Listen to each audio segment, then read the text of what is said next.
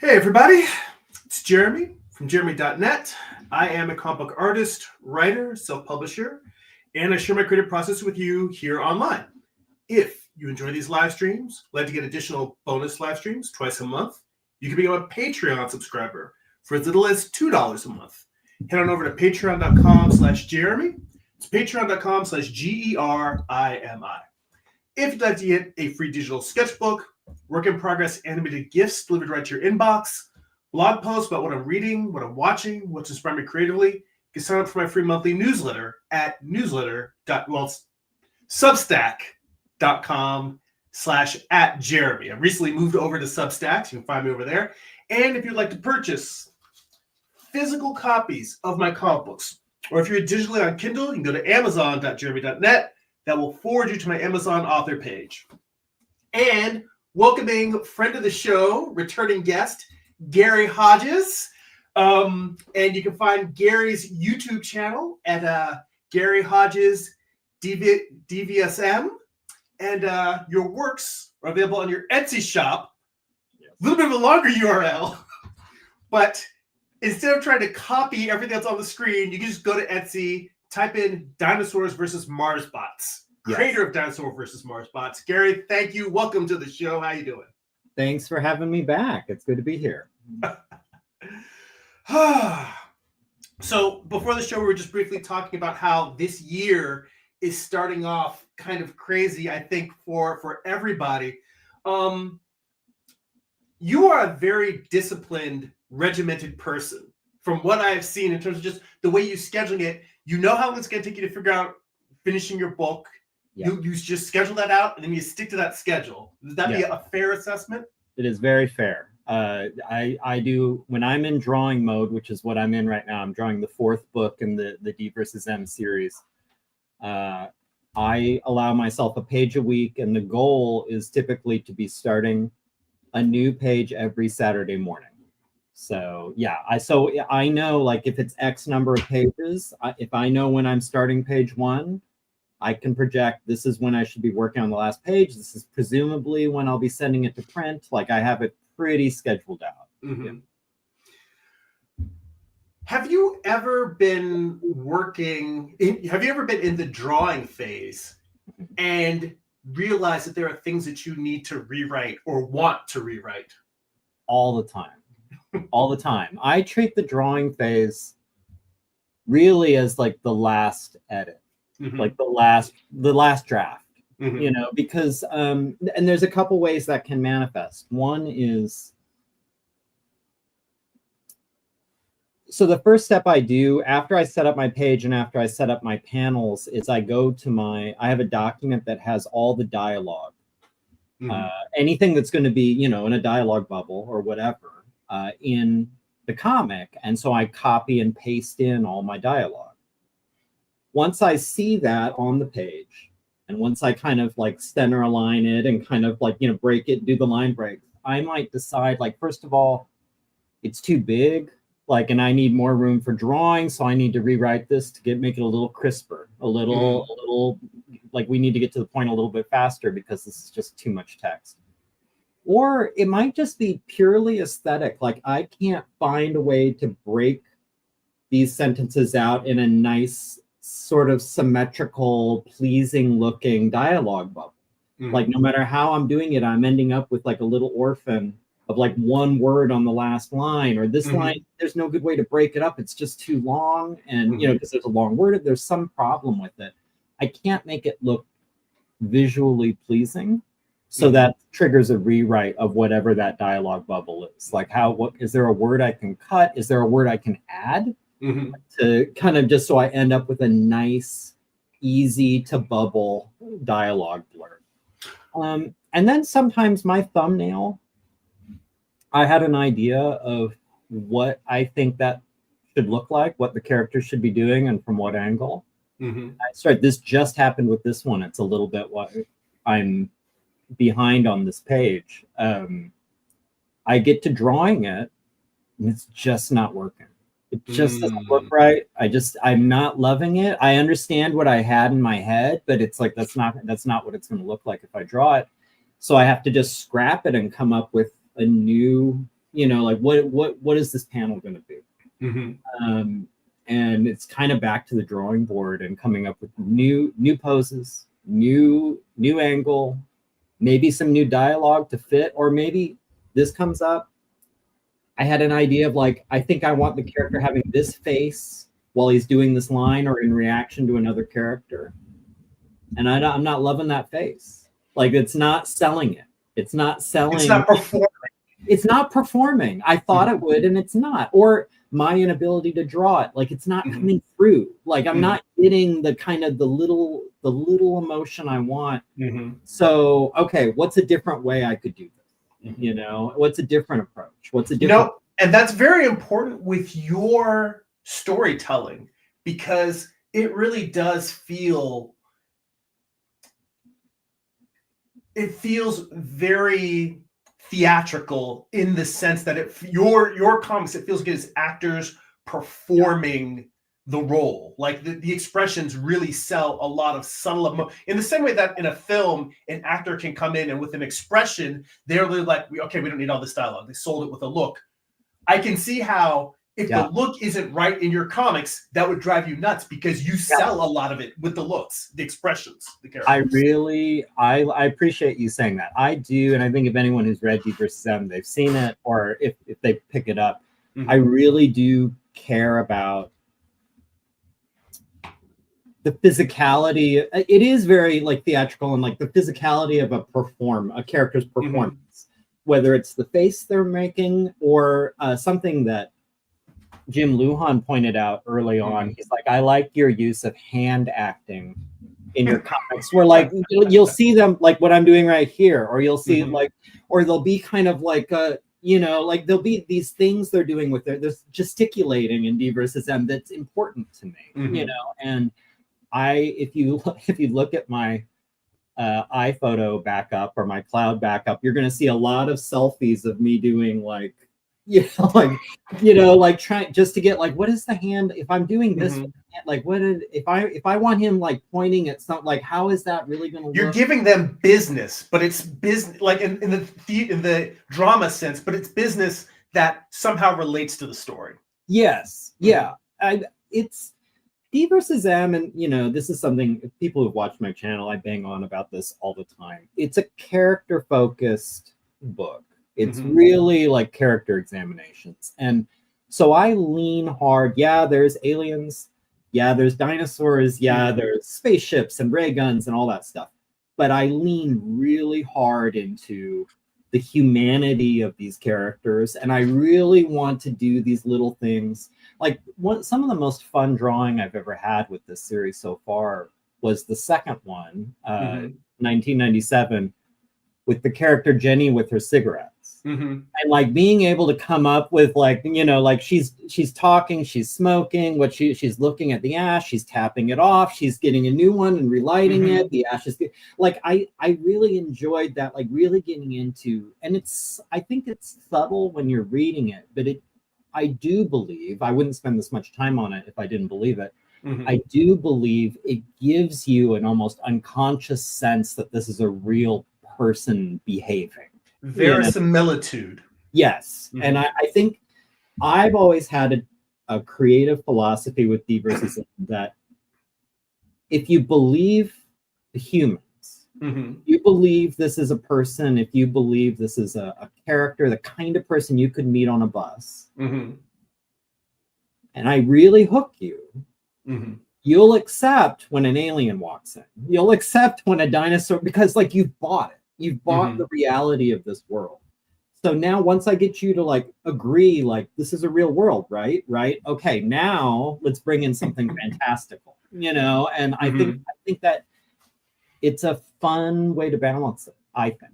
No, I agree. And even the way that you began the series, it almost had sort of a cryptozoic feel in the sense of like aliens, Bigfoots, all of the idea of like, is this real or is this not? And yes, even though in the first chapter you get into, oh my God, they're really here. It's so much of the story just feels like creepy, almost urban myth or urban legend come to life. So that by the time you get to chapter 3, when it goes full on Spielberg. So I was gonna say full on Michael Bay. That's not the comparison I want to make. Let's say full on Spielberg. Thank you. I appreciate that. Yeah. Yeah, when it goes up full on Spielberg, over the top, it's like, okay, you're into it now. And it's interesting because I think that one is probably, without spoilers, let's say chapter 3 is probably the most over the top in terms of action. Yeah. Yet it is equally balanced by one of the most emotionally powerful chapters you've done today. Oh, thank you. I thank you. I think, everyone I feel like is, and I think this is how it should be, and I would assume you feel the same way. Each successive one you do, you feel like is closer to the goal, closer to what you're trying to do with it. And I knew with everyone and the one I'm working on now, I feel like this is a big swing. But if I connect, it's going to be even closer to the whole idea of what I'm going for. And the idea has always been like what I was talking about before, like a very human story, an emotional story, a resonant story, something that even in the context of the sci-fi and the horror, it's relatable in some way, and again, without spoilers, like the third one, I really wanted to tell two kinds of basic ideas that you have, you don't need sci-fi to tell, you don't need horror to tell. I wanted to talk about our relationship with animals, and how that relationship can bring out the best and the worst in us. It can show our compassion and our love and our care, and it can bring out aspects that maybe humans don't even bring out in us, like our best self sometimes can be with an animal, but also the way we can use animals. And I mean use in the pejorative sense. Like, what is a way that I can, use an animal exploit? Yes, exactly. Right. Yes. And I was like, I want to explore that with this one. And also, how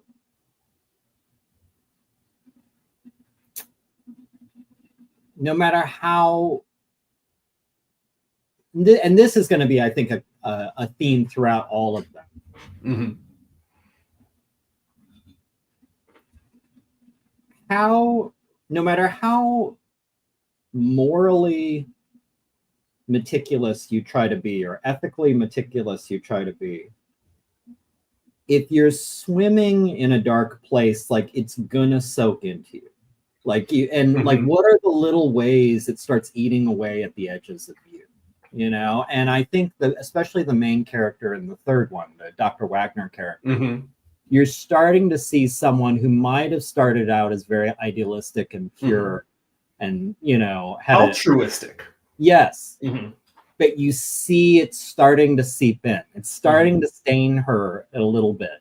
And again, like this animal relationship, you still see glimpses of the goodness, but her relating with people, you start to see a little bit of the stain. And I thought that would be an interesting, and again, this sounds very highfalutin, but I couch this all, I blend this in, I try to at least blend this in with like, it's gonna be like sci-fi horror action. Like, you're gonna see like crazy fun stuff. You're gonna see the trappings of the genre, but I'm gonna try to give you actually like, not medicine, but like something meaningful in this. Well, I was gonna say, I think Corey was trolling you a little bit. Our buddy Corey Kerr, he had mentioned in the chat, he said, there's no such thing as character.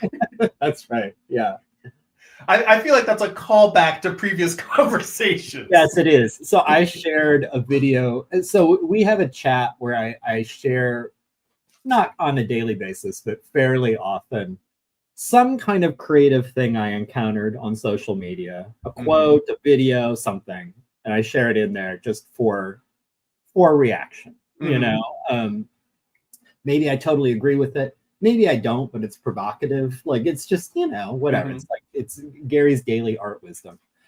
And there was a little video of David Mamet, who, it was funny, one of the reactions to it was like, is he just bloviating? And it's like, well, if you're not familiar with Mamet, like, that's a good way. Like, he kind of is a bloviator. Like, he did, like, I was gonna say, yeah, it sounds like something he believes. He's a hot taker. Yeah, Yes. he's like, he loves, and it's pretty outrageous. Like, he's got the cred, he's got the resume, but at the same time, like, he loves to just kind of be confrontational when it comes to the topic. A provocateur. Yes. And he has like he has this position of there's no such thing as character, which is one of those things you throw out there to make people say, like, what the hell are you talking about?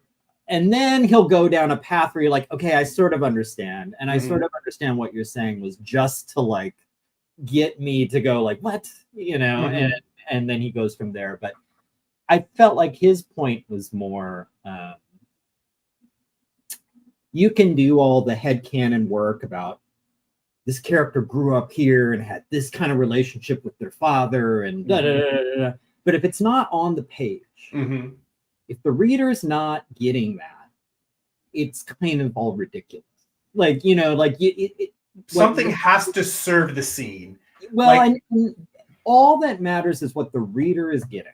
Like, you know, so you need to always refocus on, is the reader going to understand this? Or is this me just kind of world building alone in a room and having fun with that? Like, is this really materially going to affect the story?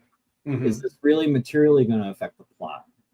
And I think Corey's there together because, I mean, I've always written DvsM as first and foremost character-focused stories. So to say, like, there is no character is kind of, Yes. Dylan in the chat said, show, don't tell.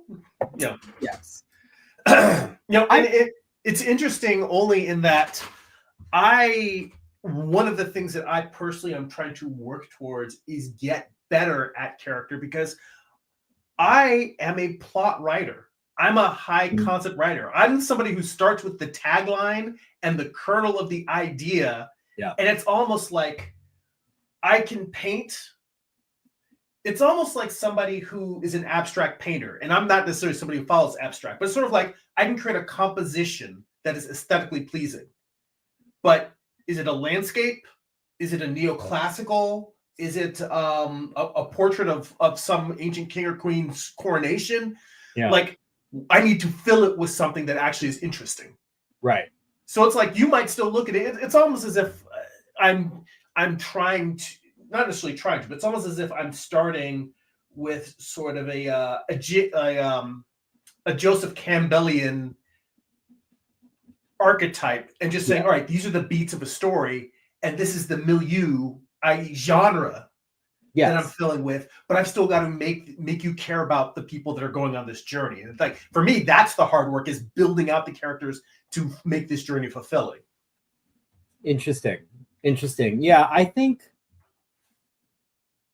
it's funny. I mean, I know I've probably described myself in the past as character focused over plot focused. And I know people who would read them would probably say, oh, this is certainly more character than plot.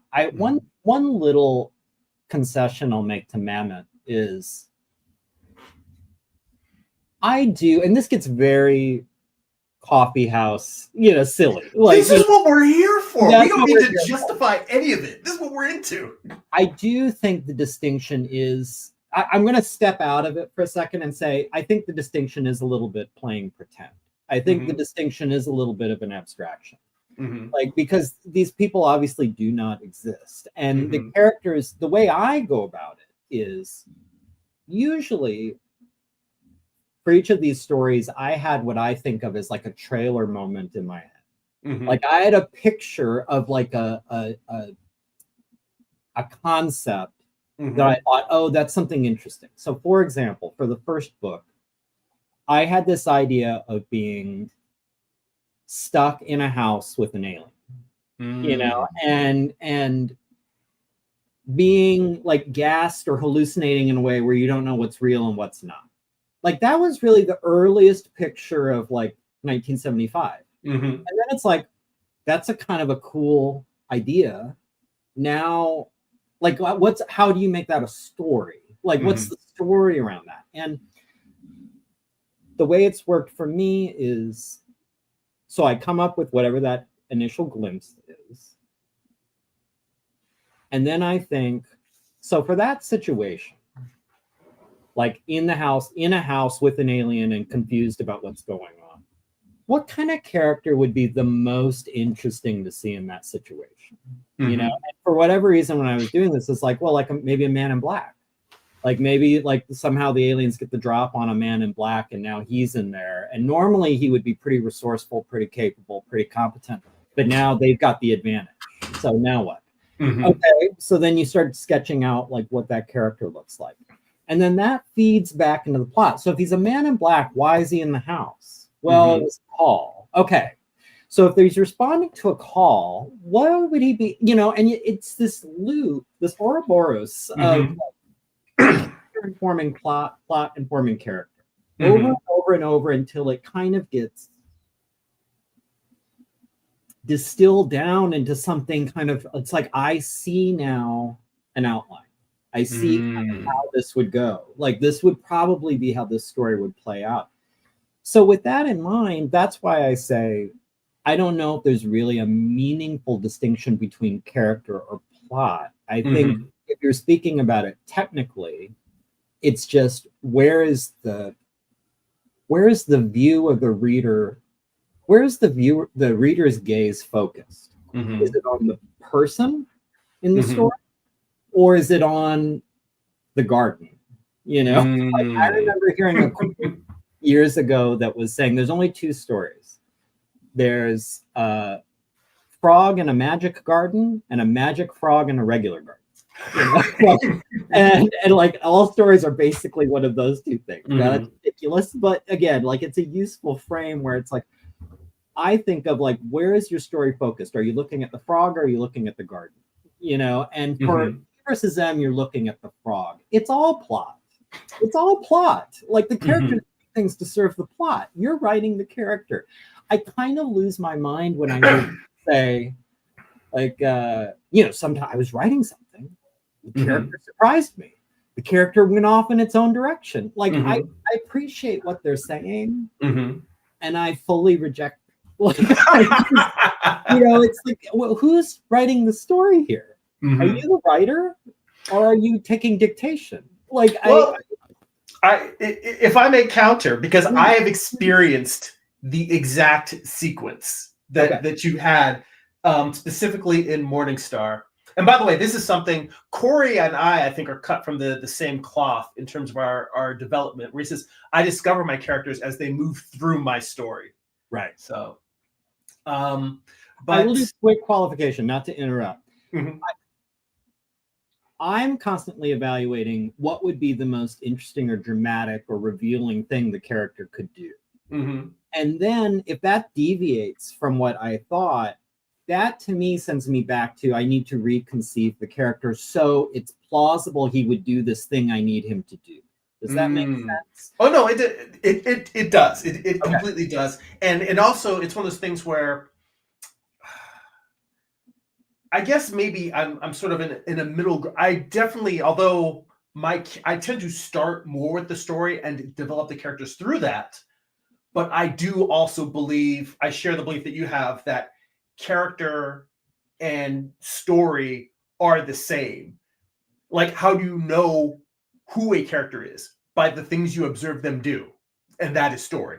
Yes. So they are one and the same. Story is a vehicle in which to show character, and character is shown, explained, evolved through story. They're interlaced. They're connected. They are one, even though we see them. Some people only see the zeros and ones of the code. Some people see the human world. Right. You know, but they're both the Matrix. Right.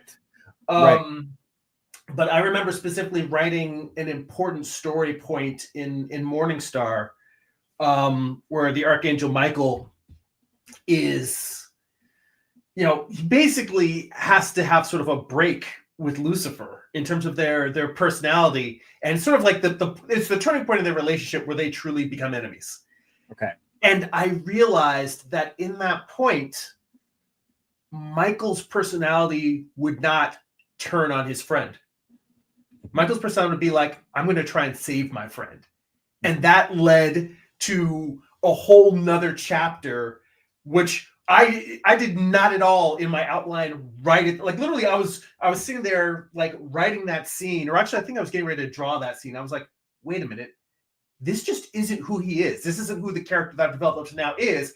And as you said, I could change his personality to make him do the thing that I had in the story.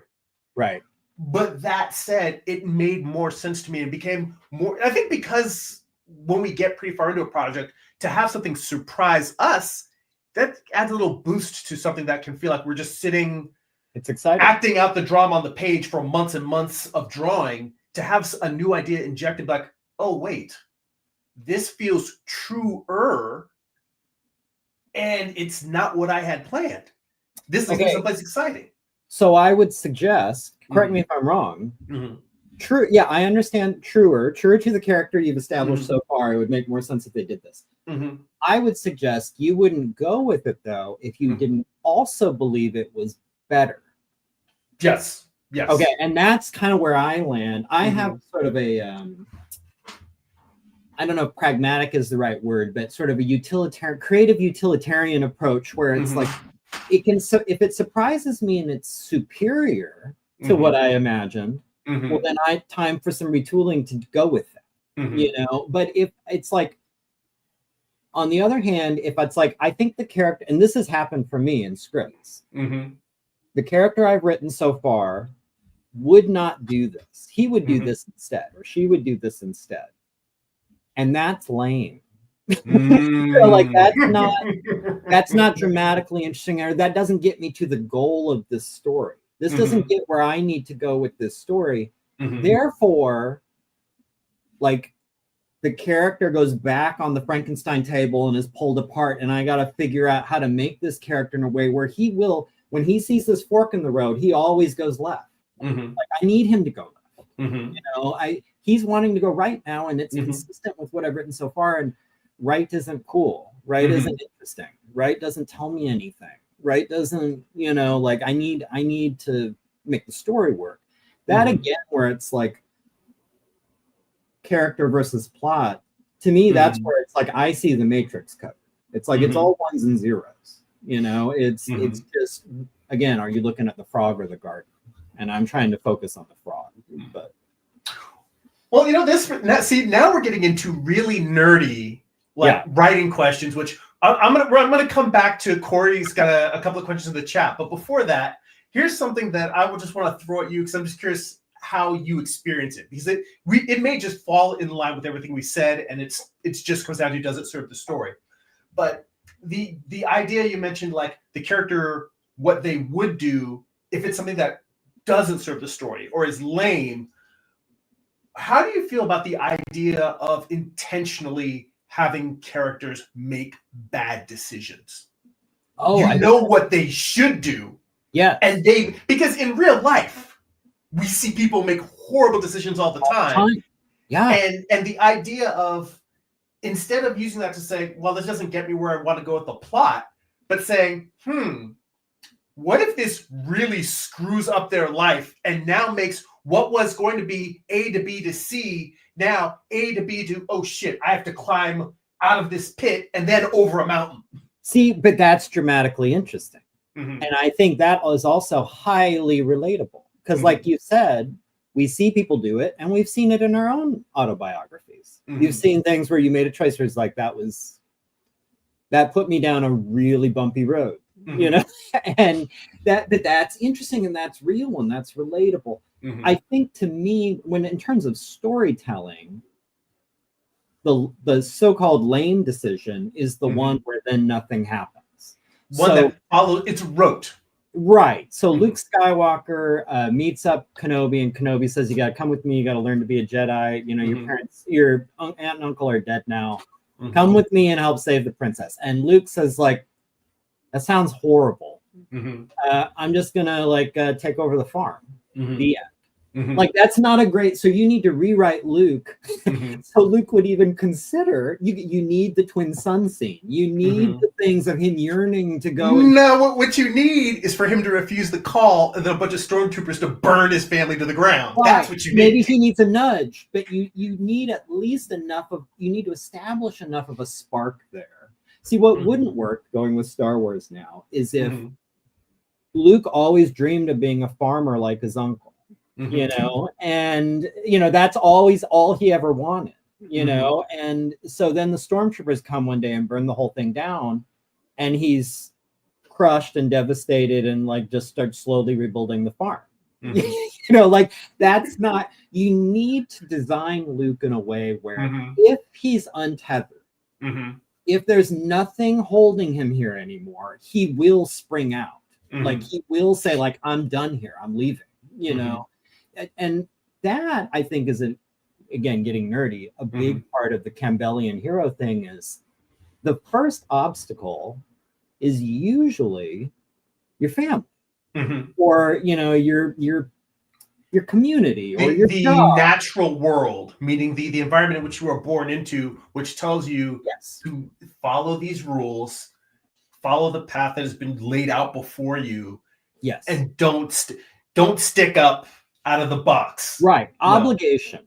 Obligation and responsibility is the first, you know, monster you're going to find. You know, if you're setting out on the Campbellian hero quest, you know, it's going to be, I think I want to be a poet, and like your mom or your dad saying like, why don't you work at State Farm like your dad did? You know, like that's the first, you know, and that's why I think it's no coincidence that when you look at Luke Skywalker or Harry Potter or whoever else, it's dead parents. What's the consistent thing? Like you got to get that shit out of the way because it's not interesting in a exciting fantasy sci-fi adventure sense. You can't have the thing. The hurdle can't be saying no to your parents. The hurdle has to be stormtroopers or monsters or a troll in the bathroom. It needs to be something, you know, like story. You know, it can't be what it's actually a metaphor for, which is rejecting the impersonal demands of society. So. Although now it really makes me want to do a fantasy story that is simply about someone defying their family. Well, I mean, there's lots of stuff about defying. I mean, you could say that Twilight is about defying your family. Yeah. There's lots of stuff. I mean, and honestly, if I thought about it for a minute and really looked into it, I'm sure I could actually find plenty of examples of defying the family. But real quick, I want to jump back a little bit. Sure. So Corey had mentioned, he said that it's like death. He said in reality, there are meaningless deaths all the time, nonsensical and without reason. Survivors can add the meaning, but in story, death is narratively significant. Yeah. I think about this a lot because DvsM does have its share of death. And I have kind of a storytelling pet peeve in movies. When a beloved character dies and we hit the slow-mo and the sad music, you know, like where I feel, to me, this is my personal aesthetic. This isn't right or wrong. I'm not saying anyone who does the slow-mo sad music death in a movie is a hack. I'm not saying that. What I am saying is, for me personally, what's more shocking or horrific or sad about a death is when it's like, you know, where like just something goes sideways and this person got killed. You know, like to me, that is far more impactful. So I think a meaningless death can be a really powerful storytelling device. But I do think it takes a little more work for the story to allow for it. I think there are a lot of stories where you just, like, for example, Ned Stark getting decapitated at the end of Thrones season 1. Okay, spoilers. It's been out for a while. You've had time. They didn't dress that up with a lot of schmaltzy drama. You know, like it's like he's up there. You think like maybe he's going to get pardoned. He's not, and it happens pretty fast. You know, and I think that there is something about the work they did and the groundwork they laid in that season where it totally works, and it's the best way to do it. If you did slow-mo, Anya music kicks in, like, you know, like this whole thing, it would have been lame. It would have been corny. It would have undermined the message they were building in that show, which is death comes indiscriminately, unfairly, you know, expecting it is swift and brutal. Yes. I think that is where like just sort of a meaningless death can be really powerful. Mm-hmm. Well, I mean, and also it has become a bit of a trope in a lot of like big budget films, but having someone, an actor who seems like they should be a main character, and then having them killed like in the first 10 minutes, just to Yeah. give you this sense. Like, I thought they did that in The Hurt Locker. I mean, they've done it in a bunch of movies where it's just like somebody that you're like, oh, this is going to be a main part of the cast, and it's just boom, they're gone, letting you know that no one is safe. Anything could happen. Yeah. And I'm this is something I'm juggling a little bit with the book I'm working on now. This is the first time every DvsM so far, it's been really one or two characters that you're focused on. This is the first time, even though there is a protagonist, there's a main character we're focused on, but he's a part of a team. It's like a special forces, like a SEAL Team 6 type, but in but with some dinosaurs. But with some dinosaurs and aliens or whatever, you know. So you have 6 guys, and DvsM being DvsM, like we're gonna start thinning out this group a little bit. You know. By the way, just as a pin, because this may already be exactly where you're going with it, but you could do a whole series that's just Navy SEALs riding dinosaurs. Oh, yeah. And that, I mean, that, like, literally, Hollywood's just backing the trucks up to your door. There we go. They're just like, here, just go. You'll see me sell out immediately. Yeah. Yes, and I would applaud you, sir. Hey, you know, that's what it's all about, right? Selling out. So, no. Team thinning out. Yes. Thinning out, to me, the key is what I'm trying to do is write it in a way where you can't predict who's going to get thinned out. You know, I think that's a tricky thing I haven't had to really do before. It was writing. Lots of other storytellers have had to figure this out, but to do it in a way where here's these 6 guys, can you guess who's probably who's the red shirt?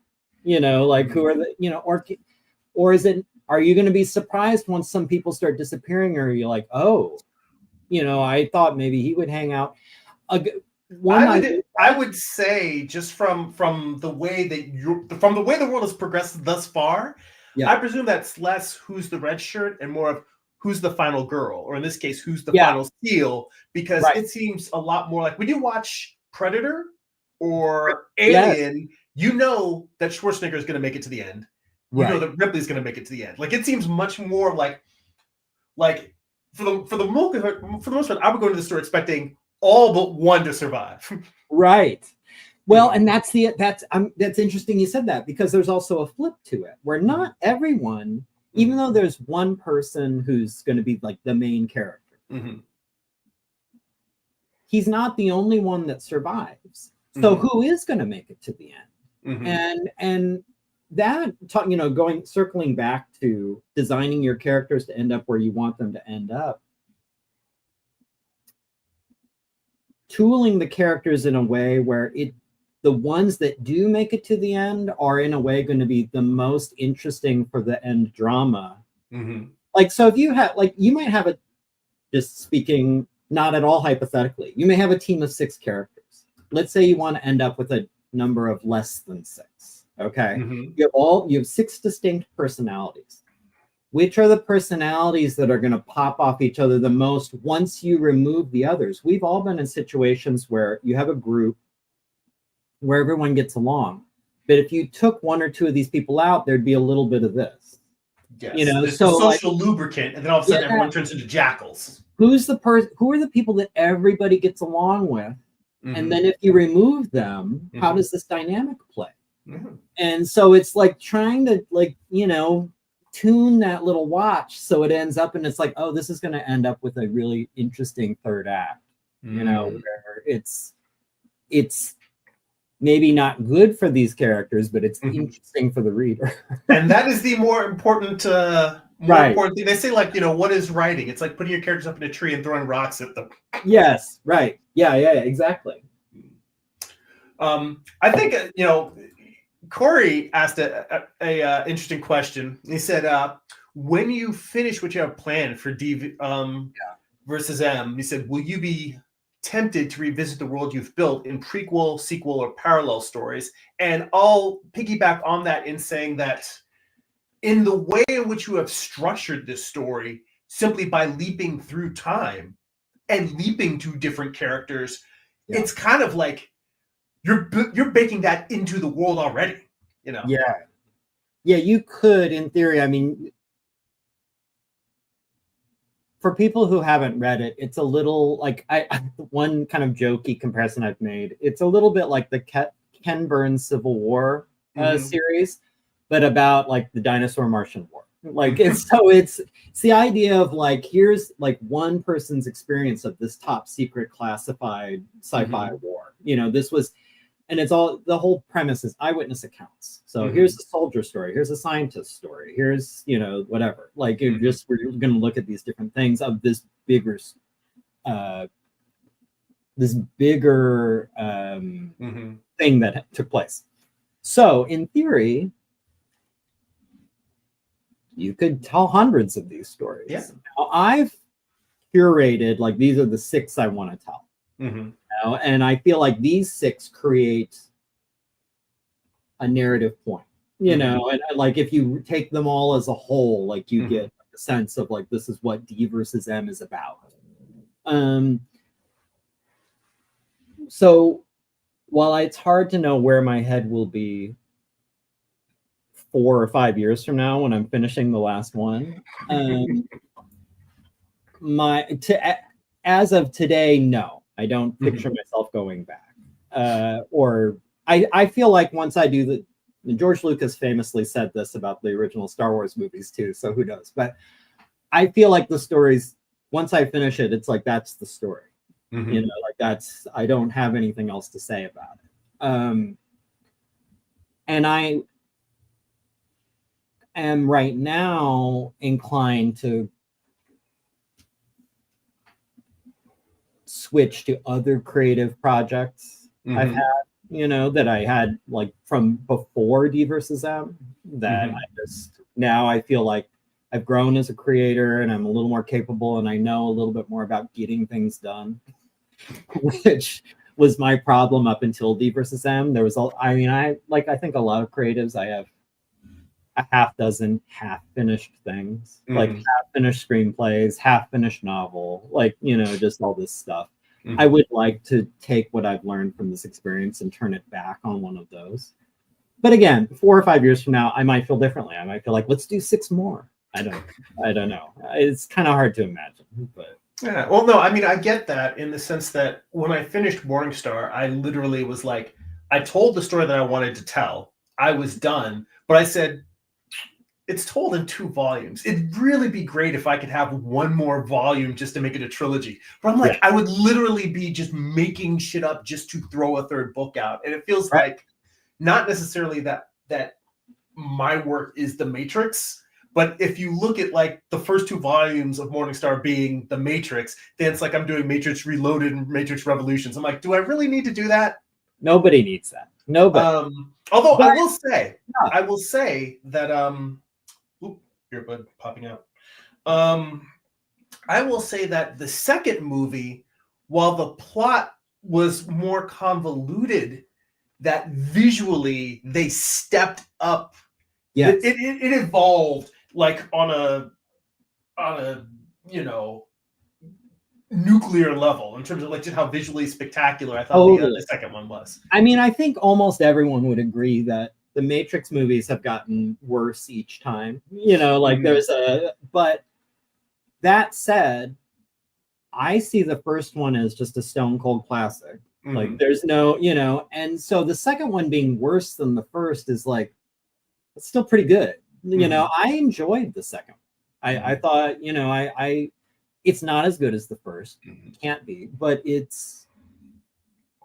there are parts of that I could rewatch over and over and over. Like it's a fun. I just watched the freeway fight scene. That for me is like, that is probably visually to me that's better than bullet time. It is the best thing in the Matrix to me. I just love that. For my money, it's when Neo mixes it up with the Merovingians guys, goons in the palace. Like after I think it's Persephone, like kind of helps them spring the Keymaker, if I'm remembering it right. But anyway, the Merovingian shows up with all his guys, and Neo holds them off. It's the famous scene where he's stopping all the machine gun fire, and then it breaks out into like a kung fu fight. I love that sequence. I think I could watch it over and over. Yeah. But let me see here. Let's jump back to the comments real quick, because I think when we were talking about heroes, Corey also mentioned what about reluctant heroes? They said I think a Luke that wants the farm but has to fight could be very interesting. And when I hear that, the first thing I think of is something like I have not seen Zack Snyder's Rebel Moon, but the idea that it's Seven Samurai as a space epic, I have heard that the execution does not live up to the premise. Right. That said, I think that premise unto itself is strong enough that I hope more people bite at that apple. I would love for somebody to simply say, yeah, it didn't work this time. Great idea. Let's just try it again. Try again. Yeah, no, I for sure. And I think the reluctant hero, I mean, that's not in a bad, I'm not saying this in a bad way. It's a well-trodden trope, like that people respond to that. And I think it's, well, I mean, like Braveheart, if you think back, is the reluctant, like, or Mel Gibson seems to be fascinated with the reluctant hero. Now that I think about it, like the Patriot is one where he's like, no, we're not going to war. We can't go to war until it comes to his house. And now it's like, okay. The war, he didn't want to go to war, so war came to him. Exactly. So it's like, well, now I'm going to step up. I mean, I think that, but again, and I know Joseph Campbell gets trucked out a lot to the point where it's maybe a mild cliche. I don't care. I love Joseph Campbell. I'm a huge consumer of Joseph Campbell's stuff. And I do believe that the reason that any of the hero's journey beats work is because there is a real life analog to all of them. And the reluctant hero, again, I think most of us, certainly like the people we run with, like creative people, but I think almost anybody, had a dream they set aside because they were cowed by it. Like they were intimidated. They were, like they felt maybe like, maybe I want to try out for that. Maybe I could be an actress. Maybe I could be a poet or a painter. Maybe I could backpack through Europe for a month. Maybe I could like travel with my band. But we fear change. That's afraid, and so you decide not to. Like this is, and that's the human experience. There's something. Maybe it was a relationship. Maybe it was a job. Maybe it whatever. Where you're like, I don't know if I want to. I'm gonna play it safe. We all can relate to that. Some part of our lives. The reluctant hero resonates, I think, in kind of on a very basic level. I don't know if we necessarily think when we see reluctant hero. This reminds me of when I was 19 and like my band wanted to just tour the country in a van, and I was like, I just got a job at Blockbuster. I'm gonna. See, if you said like a job at like, I don't know, something cool. No. And then you get a job. Cool. Yeah, it should be like I'm barely making rent as it is, and you're not necessarily one-to-one-ing those when you see it. Like, oh, this reminds me of that. But I think on a story level, like it's like I'm really responding to this. I'm really affected. You should go. Like you should go take on the adventure because I didn't, and I wish I had. I think that's why it works. Yeah. This is something completely different because we've been very writing heavy in terms of talking. And I actually realized I never really asked you in conversations before about your art journey in the sense of like, most of us have been drawing since we were kids. Yeah. But was there a point, how did you make the jump to actually saying, I am going to create comics? Like you mentioned before that we've all got novels or half-finished projects on there. Are some of those also comics and graphic novels, things that you tried before? Or how did we get How did we from get here? I'll try. from little kid who loves to make stuff Yeah. to Gary as artist, cartoonist, you know, working outside of your day job and making time to pursue this creative passion. Sure. Okay. I'll try to give the Cliff's Notes version, and then if you would like me to expand at points, feel free to interject. But so yeah, I was the kid who creates.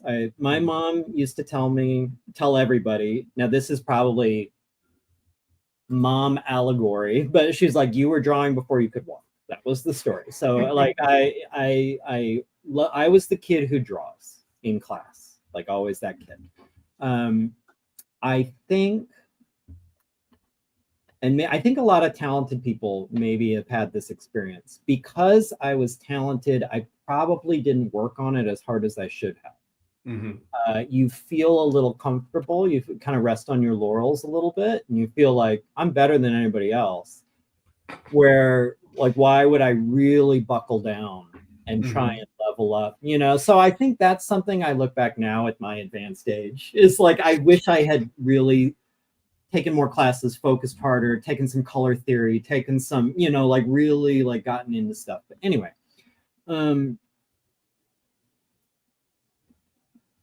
I always loved drawing and cartooning. Every job I had, like day job, I would always, and this is advice I give to anyone who's an artist trying to figure out how to make money with art. I always treated art like touch typing or being bilingual, like it's a value add wherever I am. So like, even if I was working as an accountant someplace, I wasn't an accountant, but I was accounts payable and receivable.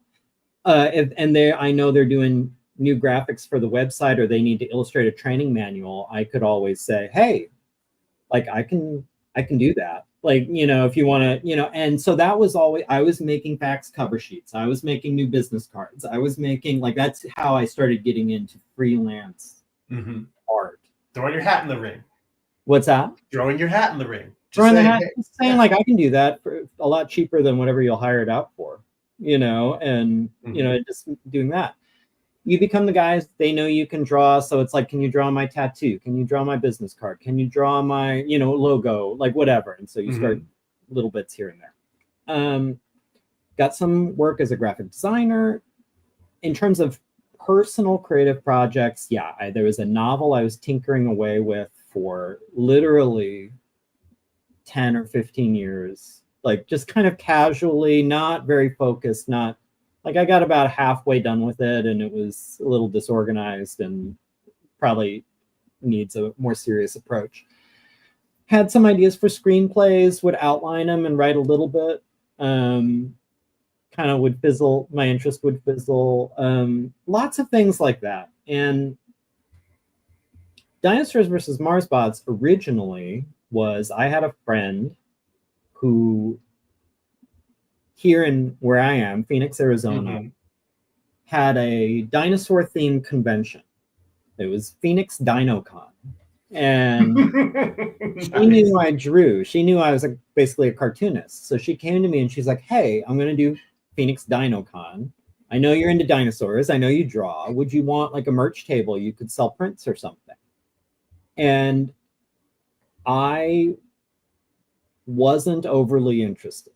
I was it sounds like a lot of work, you know, and I'm inherently lazy, believe it or not. So reluctant hero. So I pitched and I thought, okay, she'll say no to this and then I'll be off the hook. I pitched like, I'll do it if I can draw like dinosaurs fighting robots, like prints of dinosaurs fighting robots. And I thought she'd be like, thanks, but no thanks. And I'd be off the hook. But she was like, oh, that sounds awesome. Do that. So I was like, all right. So I did 6 prints. I didn't even color them. I had them black and white, and I was selling them as like color your own. I would sell you a print and a box of crayons. Nice. And like, yeah, and that was the thing. Like and it was kind of a little minor hit, you know. So I was like, oh, that's cool. So next year when DinoCon came back, I did 6 more prints. And that went okay. And then I had a pile of prints. So I was like, I'm going to compile this into a coloring book because they're like these color things. Mm-hmm. And I'm going to try out Phoenix Comic Con, what was then Phoenix Comic Con. And I'll get an Artist Alley table and do that. And that went well. Mm-hmm. And that was about where DvsM kind of had topped out. And this whole time I was doing it, customers and creative people that I respected, including Scott Serklin, were coming to me and saying, have you ever thought about doing a comic? Mm-hmm. And I was, again, almost like refusal of the call again. I was like, no. You had a sense of how much work that would be. I knew. I was like, that sounds terrible. Absolutely not. And I didn't even know. I mean, it was very Mars Attacks at first. It was very like, here's a drawing of a Tyrannosaur eating an alien. And like, that was the whole idea. There was no idea. It was just, what's a fun thing to draw? You know, it was, and it worked on that level, but I didn't have a story. Like I sort of made up like stories around these images, but I didn't really have, like, I didn't have anything I wanted to say, you know. It was just fun. It was a lark. And but people kept asking, what would you do? What would you do? If you did a comic, you should do a comic. And it kind of planted the seed of like, what would I, if I had to make a story out of this, what would it be? And the earliest idea of like, I think it would be, again, like Ken Burns' Civil War, but Mars Attacks. It would be eyewitness accounts from these people that are maybe not at all connected of their little experience of the Dinosaur-Martian War. Like that's probably would be little stories like that. A lot like the book World War Z. If people have read World War Z. Now, see, that was something I was thinking about. I think that's an excellent touchstone. When you describe it, when you use that as a reference, do you find that there's way more people that have seen the movie than have actually read the book? Yes, which is why I'm reluctant. Like I only reluctantly use the reference because not only are they very different, the book is far superior, and it is so close to the creative goal I have with DvsM of like, World War Z it's about the zombie apocalypse, but it's telling these stories to tell us something about people and how people are, and showing how people react to the zombie apocalypse and how they clean up after the zombie apocalypse and like how this changed humanity. DvsM, it's almost the same kind of idea. It's like, I'm going to tell stories about people using this sci-fi war, you know, as the vehicle. So I had an idea, but I still wasn't doing the comic. So then what finally happened, and we're almost at the end of this story. I've had reflux my whole life, like, you know, like it's like a acid reflux. Yes. Okay. Like heartburn, basically. And every once in a while, I'm in a period of it right now, it kind of flares up where I have to take the stuff and like, you know, try and cool everything back down. It was about 8 years ago. It was like acting up, and I went to my doctor and I described my symptoms. I was like, look, I've had reflux problems like pretty much my whole adult life. I probably need like, you know, whatever. And he said, or she said, yeah, I'm sure that's what it is. But, you know, you're a 40-something guy. Just for due diligence, let's give you an EKG. Let's check your heart to make sure you're not having that. Always good. Always Get the good. heart checked out. Get the ticker checked. Yeah, hey, check. Sure, why not? You know, and because I wasn't worried, I have no family history. My weight's reasonable. My blood pressure's fine. My blood work's fine. You know, I was like, sure, check that box, whatever. She does the EKG, and mysteriously it comes back as, it looks like, she comes in and she's like, it looks like it's saying you had a heart attack recently. And I said, I think I would have known if I had had a heart attack, you know, and she's like, I think you would have too. There's an easy way to get to the bottom of this. We can draw some blood. And if you've had a heart attack, it floods your blood with all this certain kind of a thing. And we can see if you've recently had a heart attack. And I was like, well, let's do that. And she said, okay, you have two choices. We can draw it here in the office and it'll be a few days to get it back. Or I can just send you to the ER and they'll do it right now. And I was like, let's go to the ER. And she's like, what, is there a hospital that's convenient for you? And I picked one that was close to my home. And this is the first time I felt alarmed. She was like, oh, that's too far. There's one right around the corner. I'm just going to send you over there. And I was thinking, like, why? What's the urgency? It should Yes, just no big exactly. deal, right?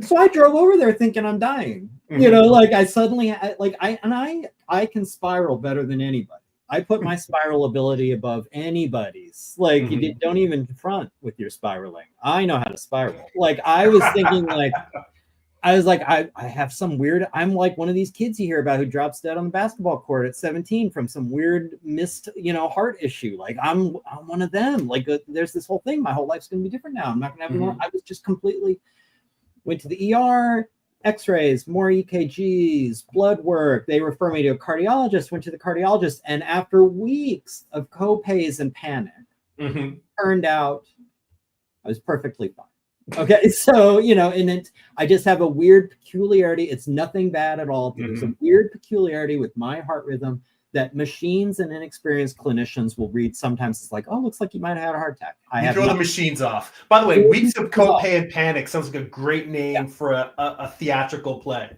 Yes. So the point, here's where we get back to the point. So while I'm sitting in the ER, laying in a bed, waiting for results to come back, fully believing that I could be done, Possibly. It's on the table. I felt a wave of regret that I have not experienced. I did not experience before or since. And it wasn't, oh, I never got to Europe and I never did it. And it wasn't, oh, I should have called that girl in college. Like, why didn't I ever go out? Why didn't I ever work up the nerve to ask that girl? It was nothing, none of those things, none of the things. Like, I never did this or I never did that. Or it was, I think of myself as an artist and I never finished anything. I never really committed to doing my best on a long-term project that I took seriously and making it as good as I can and trying to say something and trying to touch on a capital T truth and trying to be an artist. Like, I've never really leaned in. I've called myself lowercase a artist all my whole life. I've never been a capital A artist. I've never actually no, this is the priority and I want to try and say something. I want to try and do something. I want to try and participate in this big thing we call art. I want to really, really do it. And I never did it. I have all these half-finished and third-finished things. I have these silly ideas. I have my cartoons and comics. I have my sketches. I always thought, at some point I'll do that. And now I've missed my shot. And I was literally devastated. I really felt like, what was I waiting for? Why? I was waiting for perfect conditions and there's never perfect conditions. Why? That's a heavy realization to have. It was heavy and dark. I couldn't believe how sad I was about it. And it was looking back, the only real meaningful regret I had. I'm not saying oh, I always did everything right. I have, little failings and all sorts of things. It's I should have, could have, would have, could have, should have. But I felt all those, it's I didn't know any better. With this thing, it was I did know. I did know that this was important to me and I didn't prioritize. And as soon as I got the "you're fine," I was shot out of a cannon. I was it's time. I mean, excuse the language. I was no more fucking around. This is, it starts today.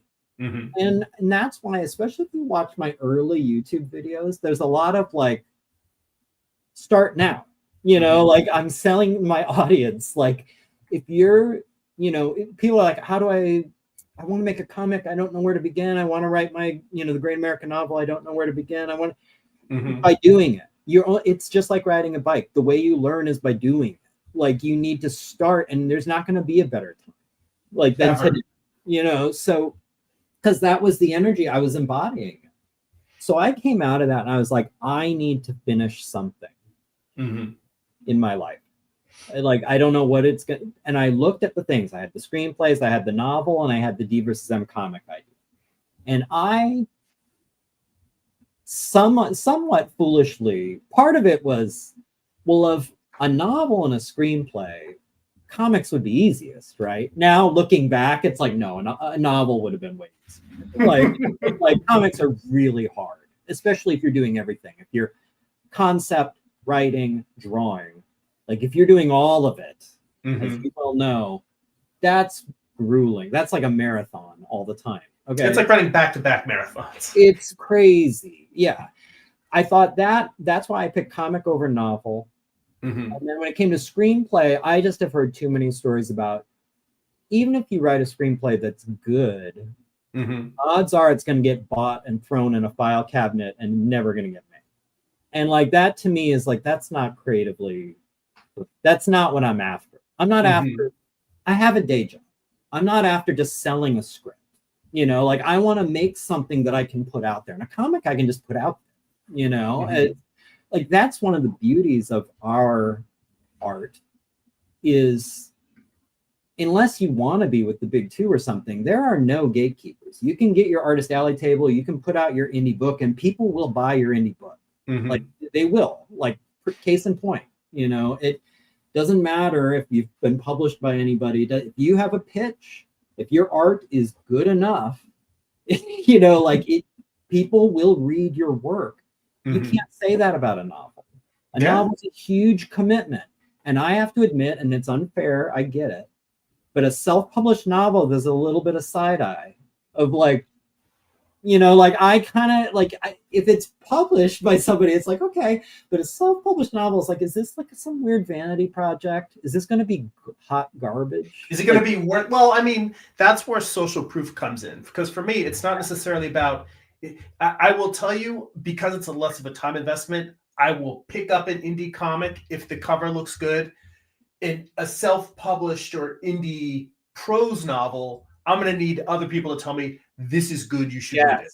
You need people vouching because it's a big, I mean, you know, sitting and reading a book, that's a commitment. Or a comic, if I'm at a Comic-Con and I have a nice conversation, and it doesn't have to be a whole conversation, but a nice interaction with the creator, and the pitch sounds interesting to me, and from just flipping through it, the art's okay. It doesn't even have to be great. It just has to be like, that's all right. This is acceptable.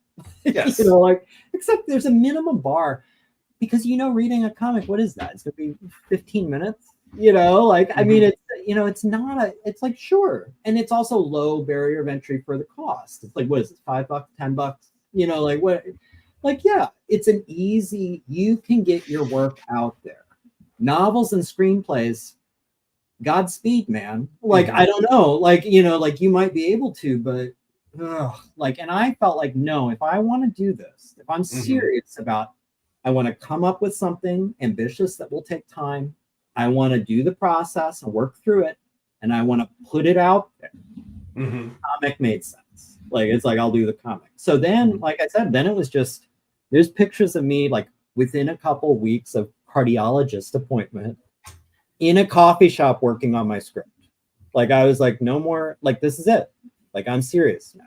And it's, knock on wood, that's how it's been ever since. Like, I'm very focused on like, no, I'm seeing this through. So it shot you out of the cannon. It did. Nice. It really did. And it's funny, I look back on it now, even though that was a scary few weeks. There's a book I read about a year ago about a guy who, it's a writer I really like. It's Sebastian Junger. I am familiar with him, although I've not read his books, but I've read a lot about him, and I want to read some of his books. Fascinating. His books are great. I really highly recommend any of his books. He writes a lot about the soldier experience, and I used a lot of his work as basically research for this comic that I'm writing, because it's about soldiers, and I wanted it to be authentic. But his latest book is about basically a near-death experience. He had like I think it was an aneurysm. Basically, he had like a blood bleed in his abdomen, and he came this close to dying. Like, Did it was he really pass away though? Technically, it was one of those things where he might have been, you know, like he was dead for a little while, and he's talking about that experience in the book. And after he wakes up in the hospital and he realizes, like, you're okay now, and they explain to him how bad the situation was, because he just knew he felt terrible. Mm-hmm. He didn't know necessarily how bad, how scary a spot he was in. Mm-hmm. But he gets to the hospital, he goes into surgery, he wakes up, and they explain, like, this close. Like, most people in your situation would have been dead. Mm-hmm. In the couple days after, he writes that he was having a really tough time. Like, just the fear, the shock, the existential fear of, like, Mm-hmm. you could have easily died. Mm-hmm. And one night, one of the nurses was checking on him and asked how he was doing. And he said, basically, like, I'm having a tough time. Like, I can't, Mm-hmm. like, just the horror of it, you know? And she thought about it for a second, and she said, the key for you is going to be to stop thinking about it as scary and start thinking about the experience as sacred. That this is like a blessing that's going to inform, you know, going forward. I, in a mini way, think about that experience that way. That was sort of a sacred, I think it was a really important and valuable experience I had, because it focused, and it woke me up to something like that could have been a deathbed regret. Mm-hmm. You know, and it, like, if I hadn't had that experience, I might have coasted my whole life, never finishing anything, coming up with ideas, playing with them for a little while, setting them aside like a half-built plastic model kit, like, you know, like, never quite following through. You do that for a while, and someday you're 70, you're 80, whatever, you're in the hospital, you're in hospice or whatever, and then you realize, like, I never finished the novel. I never finished the screenplay. I never tried to tell a story. I never tried to learn how to paint. Like, I never really had the courage of my convictions. I talked a big game about being an artist, and I used to always feel like, oh, the stolen valor of people who talk about how they're writers and they've never finished anything. Talk about how they're painters and they've never, like, you know, like, it's like they're faking. It's, again, stolen valor. They're trying to wear the costume. Well, I don't know if I would use that term, I know, it's for the creative. That's a bit overblown. It's Mammoth-esque, but you're wearing the costume. You know, you like the creative identity. cosplay. Yes, yes, it's exactly what it is. And I'm always so critical of that, but I realize, like, that's me. Like, you know, it's basically, that's me. Like, I'm doing, maybe I don't think it, maybe I'm not doing it to, like, just be cool, but, like, what have you really done? You know, what have you really put out there? That's late in the game to have a very sad realization. I feel very lucky that I was 42 or whatever and realized, like, no, if you want to do this, you should do it. It was very valuable. Yeah. I mean, and it's most importantly, the fact that you were able to come away with that. Some people may have to go through some serious physical loss, or some, you know, losing a limb, or, you know, paying a price to realize that the clock is ticking. Yes. As opposed to just getting a warning shot to tell you, oh, let me get going. It triggered, like, a little mini midlife crisis, I think, in a very positive way. It made me present and realizing, like, your life can be whatever you want it to be. And if it's not what you want it to be right now, what's the holdup? Yeah. You know, like.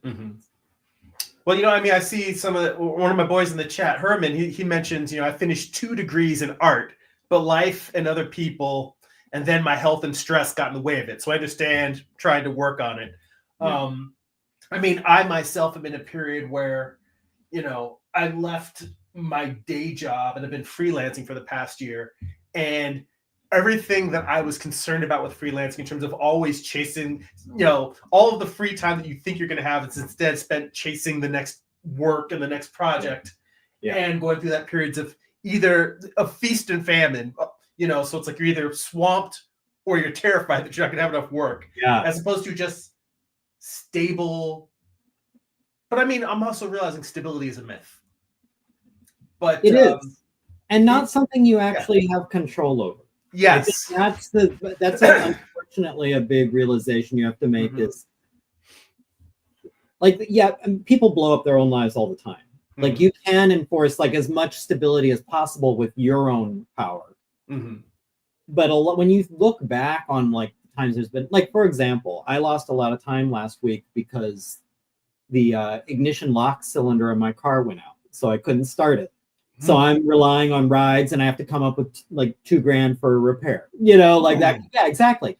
That's no fault. Like I could have done all my life kung fu could have been righteous, and I could have done everything perfectly.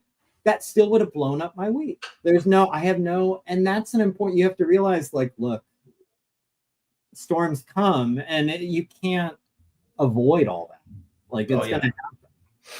Yeah, I think that it's interesting in that prior to the past year, I had insulated myself and built a life that was very much a walled garden around my creative time. And that's what allowed me to produce the work that I have. And now that that walled garden has been bowled over, it is a matter of trying to rebuild a new type of pipeline. Because if anything, I'll tell you, it seems like it's only been a minute. It's been like almost 5 years since I finished my last comic. And I finished Morningstar during the pandemic. The last issue, I want to say, if I look in the inside cover, I can tell you when I put out the trade. 2021 is when I put out the second trade. So 4 years. Oh. But I still think COVID screwed up time because I feel like it came out just as like I would have guessed like a couple years ago. Like, I mean, it was at the end of 2021. So really, I guess you could say that it was maybe 3 years as opposed to 4. Still longer than I would have guessed. Yeah. Yeah, but see, the weird thing is that I knew even before I finished this what my next comic was going to be. The perfectionism and the whole, don't wait, get started. The challenge is that I'm constantly wrestling with that desire, much as you've talked about evolving with each issue and getting closer and closer. I feel like I pushed my abilities as far as I could with Morningstar, and then having a complete story that's 8 issues long, now saying, all right, how do I do something better? And the problem is that everything I write, I've really just been writing for the past couple of years, because it's that idea of saying, it's simply saying it's not good enough. That's the thing that I'm fighting against. It's not that it has to be perfect. It's that I know this can be better. Yes. And I'm trying to strip a lot of that away and get back to the core of the original story that I wrote. And that's the other thing, is that it's one of those things where I have added characters, removed characters, moved story arcs around. And I will say that's a change that I made to the story in the just last year. If I had started the story, I wouldn't be able to end it the way that I plan to end it. And I came up with an ending that I think is more powerful than any other thing that I'd written up till now. But it's one of those where I wonder, was the writer's block and was the procrastination all about the universe keeping me from starting until I had the missing piece? Because that missing piece is a new thing. Yeah. It's just a matter of getting back to the actual, tightening up my outline, getting my and what's weird is I'm kind of shifting away from the Word document, and I want to try writing with spreadsheets. Really? Where I've just got a cell. Here's a table. Here's each page. Each page is a column, and each cell is a line of dialogue or description for that page. So I can just go through and just break it down that way, so I can kind of see the whole thing in a sense where I can look at it. Imagine if you're just looking at a spreadsheet. You've got 24 cells in that spreadsheet, and each cell represents a page in a 24-page comic. And now looking at it holistically, I can just simply go in there and say, this one's green, it's ready to go. This one's yellow, it needs work. This one's red, it's blank. And just go through until I can tinker, just look up. What I'm trying to do is see the 1,000-foot view of this narrative. And move pieces around and say, oh no, this needs to go over here. This needs to be removed. This character arc isn't working, and just fix it as a whole so that, it's not a linear write page 1 until it's perfect, then move to page 2. It's right. moving around, seeing how I can holistically sculpt the narrative.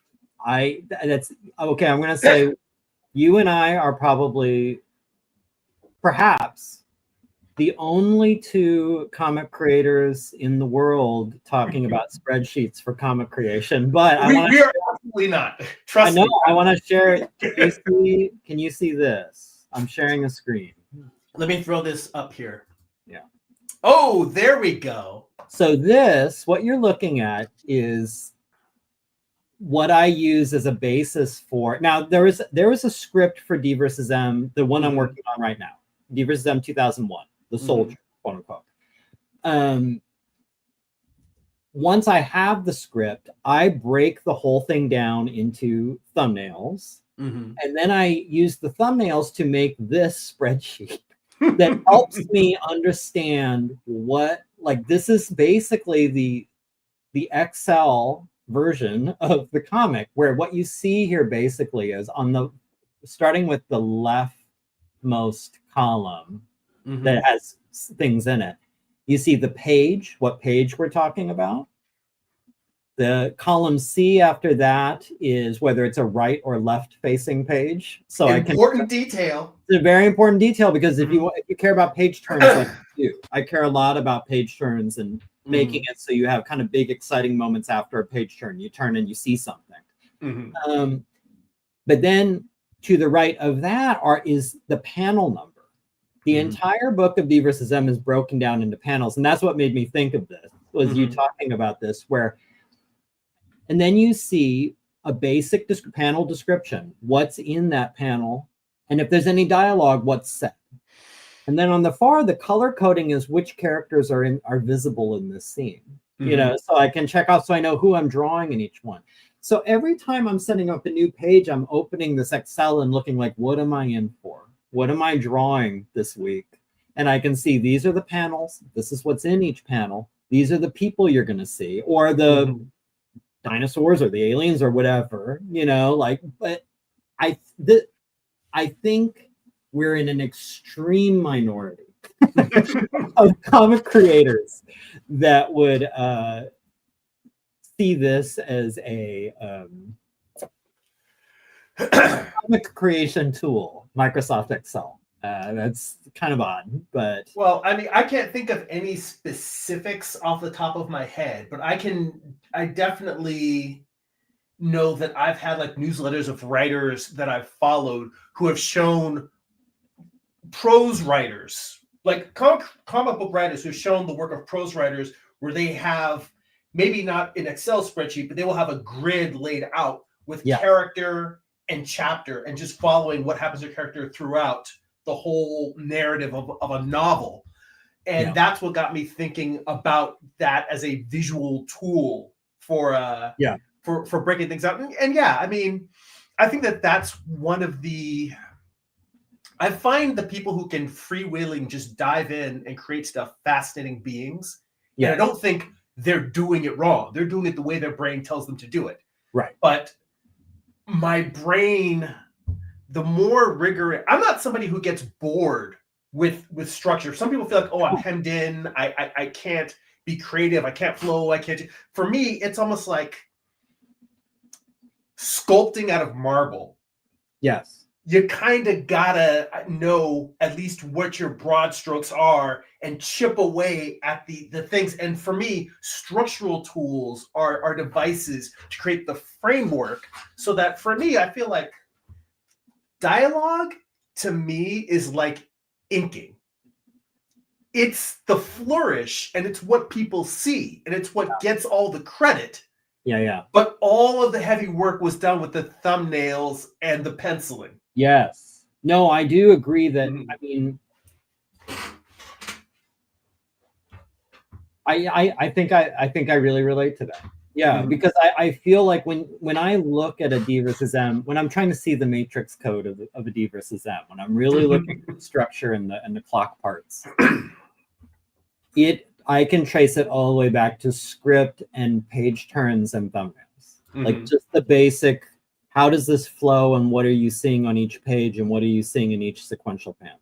You Mhm. know, and the dialogue, it may be, and DvsM, it's, I think, in my opinion, compared to most comics, is dialogue heavy.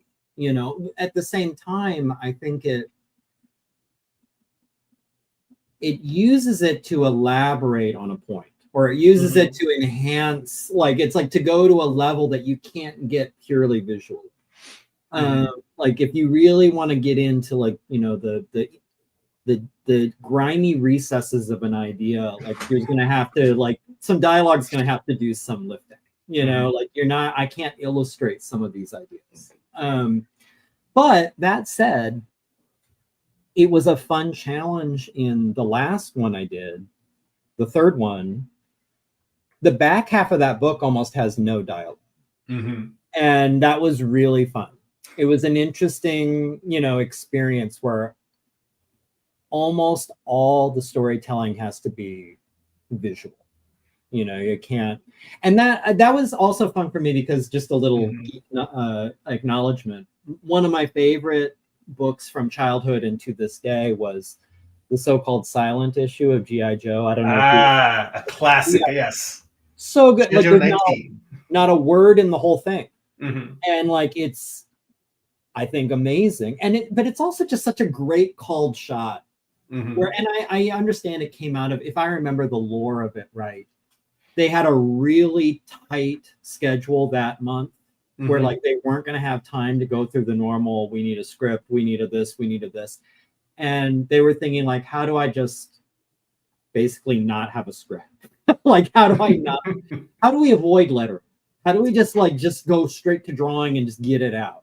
And so it came out of necessity, but to me, like, not that I'm an authority on comics, but if you want to be a comic creator, the silent issue of G.I. Joe, Real American Hero, is, to me, like, required reading. Like, just to show you what is possible, you know, without a line of dialogue. It's all pure visual storytelling. There's a completely full story there. Like, you totally always know what's going on. Adding a word would have diminished it, you know, and like, it's just fascinating. It's a great kind of proof of concept. I think I need to go back and dig that out, because it's been, I don't think I've read that since I was a kid, so I definitely need to. It's now great. Jim, our buddy Jim Lujan, threw up a question in the chat, and he said, do each of you feel like in the height of your creativity you are more super conscious or unconscious? You have to pick one. It is written. So super conscious or unconscious? I want you to go first while I think about this. Well, I mean, honestly, I feel like Jim said that you have to pick one, and that's the problem. Because for me, it is not. It's almost like, again, you talk about an Uberos. I mean, it's funny that you Ouroboros. I'm never able to. It's weird. I'm not able to pronounce it right. I have one tattooed on my arm. Yeah, look at what a weird synchronicity. All right. But just the idea of a serpent eating its tail. Okay, I'll use this analogy. I ran first. Both. The answer is both. Jim says that you have to pick one. The answer is both. Oh, but the so analogy is defying Jim. Yes, I am defying. Well, as a rule, you should defy Jim. Yeah, you probably should. I'm starting a new podcast called Defying Jim Lujan. That's going to be my new show. So I was an athlete in college. I ran track and field. Okay. Now, in practice, I was a high hurdler. In practice, you run the hurdles over and over again, and you drill so that when you're actually in competition, it's instinct, the unconscious, the subconscious. you just do it over and over, and you repeat the moves. You know exactly how many steps it is between each hurdle. You know exactly how many steps it is from out of the blocks to the hurdle. You know the position your body should be in when it goes over each hurdle. You rehearse and rehearse and rehearse to the point that it becomes unconscious. In the moment of competition, when you step out onto the track, basically kind of like from the time you start warming up, you become more and more aware of your environment to the point where you can feel every piece of clothing that's on your body where it touches your body. Yeah. You can feel the air move before you even start running. You can feel the air moving all around your body. You can feel the places where sweat is pooling in you, and you become like Daredevil. Your body becomes hypersensitive. Yeah. And when you are racing, you can feel both the instinct taking control while at the same time feel like, well, honestly, we were talking about Matrix earlier. Bullet time is a great example of that. Like the first time Neo was able to turn and watch a bullet fly by, that's kind of what it's like, where you are both operating on instinct and hyper awareness. Now, that isn't necessarily a one-to-one parallel to making comics, but I find that being in the zone is letting instinct drive and letting hyper consciousness nudge the instinct when necessary. It's being aware enough that you're letting the instinctual moves happen, but you're not just committed to, okay, this is an interesting thing. Okay. This will answer all of it in one question. Okay. So when I go to figure drawing classes and workshops, normally when you're working from the figure, you're trying to work quickly, both because they're time posed, but also quick slashing marks just feel more spontaneous. Yes. One day I kind of noticed, like I've been going through a period where my figure drawing class work has been coming out like shit. It's just been horrible. And I've realized instead of making a fast drawing, like a fast and blocking in the figure, I literally went in and almost like a samurai, like Tai Chi, doing it in slow motion. And I found that I literally heard in the David Lynch version of Dune, I heard the voice saying, "The slow blade penetrates the shield." And I found that if I made a mark at half of the speed I normally would, I could be making the mark and I could actually say, oh, let me just make this curve a little bit higher and let me add a little bit of a twist at the end. And that relates to the idea of letting your instinct move, but slowing things down enough that I can, while the unconscious is working, that the conscious mind can be hyper aware and analyze just in the act of making a single stroke. It can analyze as I'm doing. It's like, oh wait, this stroke needs to be a little bit higher. When you get here to the apex, you want to ease up on the pressure because this will look like it's moving closer to the light. So you want it to be thinner, and then you want to come down with a little bit of thickness at the end. And then just for style's sake, you want to give it a little at the end, like all at once. It's happening while the instinct is just the arc and the direction you're making it. And the instinct still recognizes the stroke you made as something that it was going for. Yes. Constraining is the wrong word, but you are managing it into something that is closer to where there's like an intellectual goal. I feel like I agree 100% with what you're saying. And I think I've described it before. When it comes to the earliest stages of coming up with a script, I put complete trust into the elemental, unconscious, creative whims that bubble up. So, for example, like the DvsM 75, the very first one, guy stuck in a house with an alien. Like, I just took that is 10 Commandments immutable. Like, like we're not like that. And that's what I mean. Like, I trust that that unconscious generated, like, this is the idea. I don't sit and dissect it. I don't sit and question it. I don't sit and say, like, I don't know, like, why well, what if I just accept that as like, these are the holy tablets. But now I do try to shape it without losing sight of that original idea into something that is comprehensible, like something that is a story, you know, like there is some kind of a structure to it. I don't, and I think this might be what he's curious about with the super conscious. I'm reading right now the Daily Pressfield. It's like Stephen Pressfield's, like, he's the War of Art blog. guy. Yeah. Well, it's a book. It's Daily Pressfield is a year's worth of daily kind of creative bon mots. You open it up and it's today's little creative thought, you know, and I've been doing it because I started drawing a new book. It's going to take me about a year, and I thought this works out nicely. I'll just every morning I'll read another Pressfield and start my day.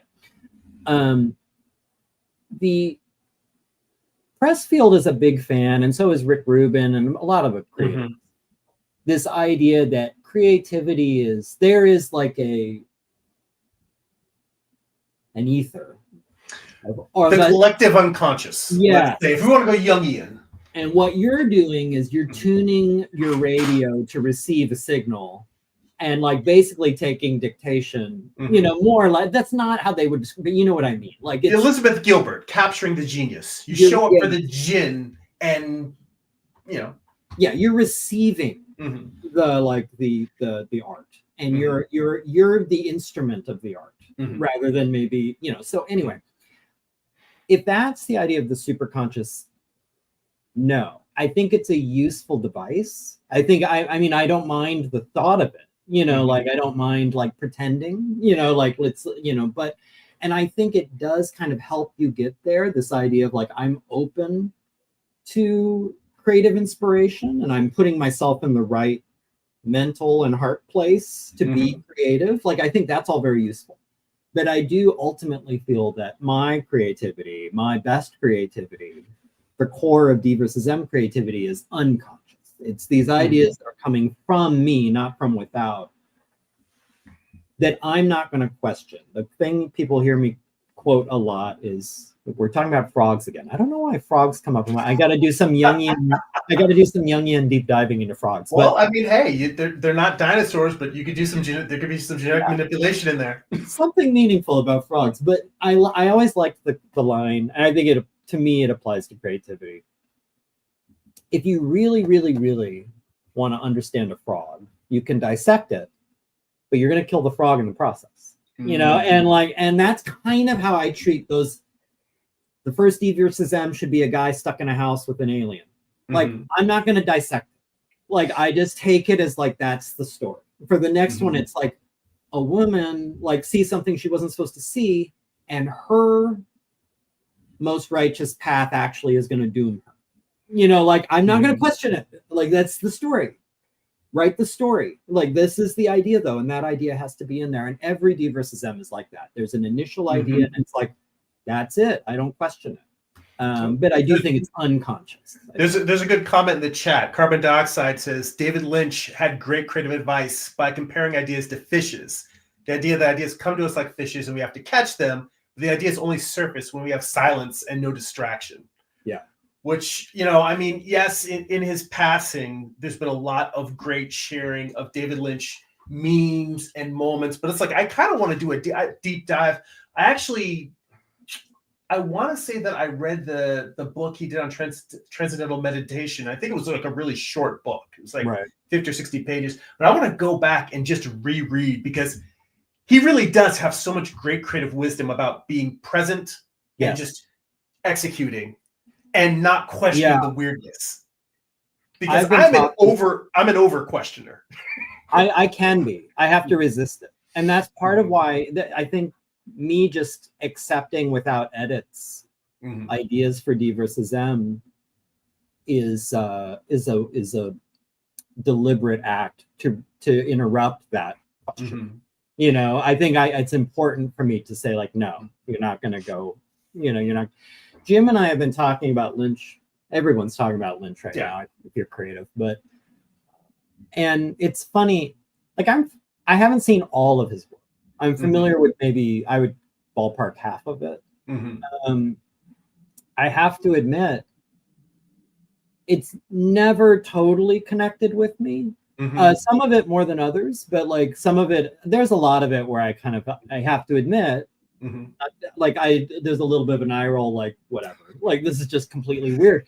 That said, I've always found him a fantastic creative mentor, you know, and a fantastic kind of creative guru, because I do 100% love the place he puts himself in and his philosophy, you know, like, and what I really respect, and I think anyone who's a creative admires this, the uncompromising individuality he exhibits in all his work. There is so much of his work where you can imagine so many voices would have been like, I don't know if this makes sense, or this is kind of weird, or I don't know if this is going to play, or I think you're going to lose the audience, or like lots of sentences starting with you know, and his ability just to like you know, like just shut it down. Like, I have a vision, I'm going to make my vision. People can like it or not, and like that's an energy that I think every kind of creative responds to. It's also an energy that I think quickly sorts out. Just to be a little, again, coffee house. Are you a creator or are you a merchant? You know, I think creators go like, yes, yes. You know, like that's like appealing to hear that. Yes, I'm going to do what I think's creatively right. I'm going to chase my vision. I'm going to be true to it. Where a merchant is like, yeah, but what about your audience? What's going to give us this? Like, how are we going to, Where's the chatter? Where's the chatter? Yes, yes. And I think it very, like, I just off the cuff in big broad strokes would say, like, artists love David Lynch, merchants think he's sort of ridiculous, you know? And I think because there's a difference in what are you after? And whether you click with him is what you're after. Yeah, well, I mean, I feel the same way about David Lynch as I do about Grant Morrison. In that there is some stuff that he does that is like epic magnum opus, you know, just archetypical hero stories, and they're fantastic. He also does stuff that is batshit crazy and impenetrable and indecipherable. My favorite work of his is the work that is batshit crazy, but just accessible enough that it draws you in and messes with your brain. That's my favorite Grant Morrison, is because I mean, Invincibles was just it's what's weird is I got into it in like the second season era when they were in America, and I read later on that the whole point is that he wrote it like a dumbed down action movie because they were traveling through America and he was doing that. So looking like, okay, so I guess I'm like, all right, he dumbed it down for me, and that's what got me into the Invisibles. But my favorite book of his is The Filth, because it's as strange as the strangest of his work, but it still has a very cohesive, it's probably the most inaccessible work of his. No, it's something that I'm realizing it took me time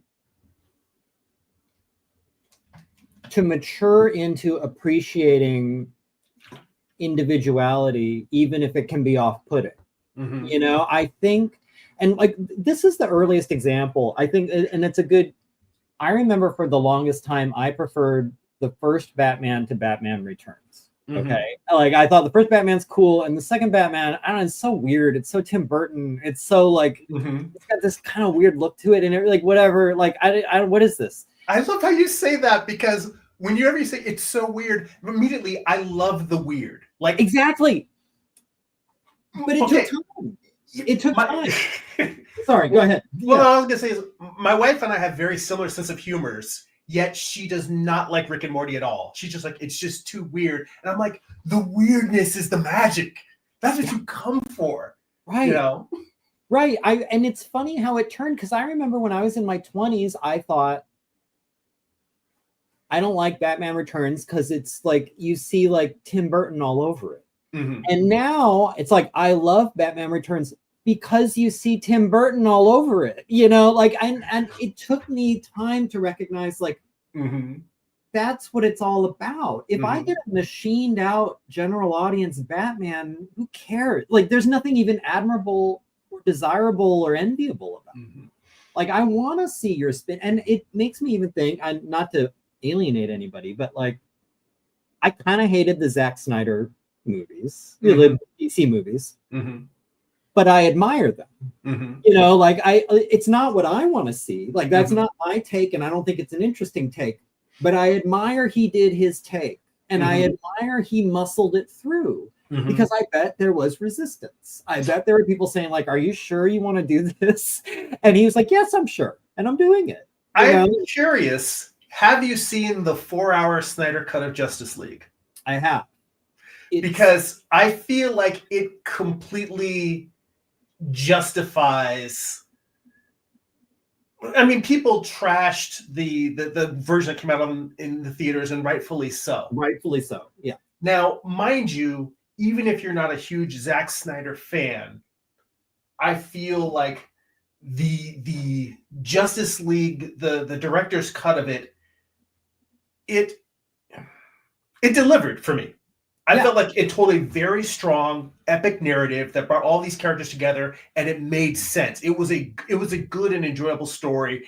In the fact that like all I can say is that it justified its own existence. It didn't feel like it was just a superhero just to get a superhero product out of here. Out. It's like there was a bad version of the movie. He came in and said, "That's not my vision." Now, true, you can't make a 4-hour cinematic experience, Right. but for something to watch at home, and literally I just watched like an hour a day like it was a TV series. Just watched it like I was watching a mini series.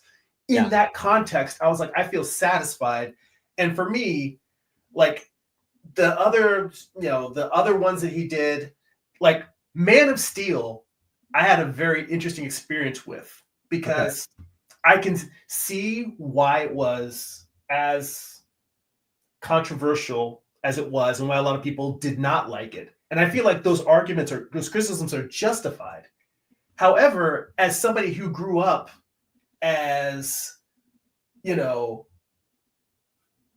a black comic nerd that also liked rock music as much, if not more, than hip hop, like the idea of growing up and feeling like you're on a planet where nobody understands you, Sure. it worked for me. So it's like, yes, this isn't the Superman that people want to see, the Superman who's like your dad and makes you feel everything is okay. Yeah. You see a young man who feels alienated and doesn't know where he fits in the world.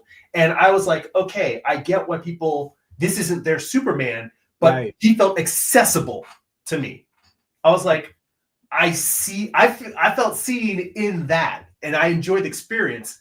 But more importantly, there was this scene where he gets his suit. Yes. And we all know that his cape was supposed to be sewn by Ma Kent from his baby blanket. Right. And I see the scene, I see him getting the suit from the ship and him rising up and stepping out. And I'm watching the scene where he's flying for the first time. And I'm sitting there fuming about the suit not being made by Ma Kent.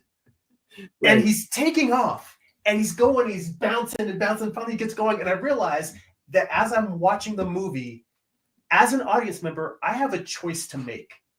I can sit here and stew about how far this is straight from canon, or I can sit here and say, I'm watching a really, really cool scene. Just the scene of him learning to fly for the first time was a great scene in the movie. And I said, I can sit here and be pissed about the suit, or I can go for the ride.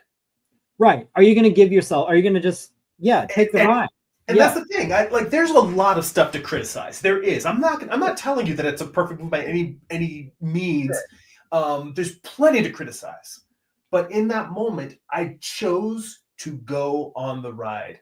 And and it's and that's the one thing I'll say about the Zack Snyder stuff. Like I said, they work to varying levels for me. Mm-hmm. Like I think I did like Man of Steel a lot.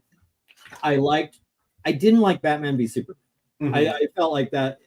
There were enjoyable aspects. When I say I don't like, it's not like it's garbage, but like no, I didn't love it.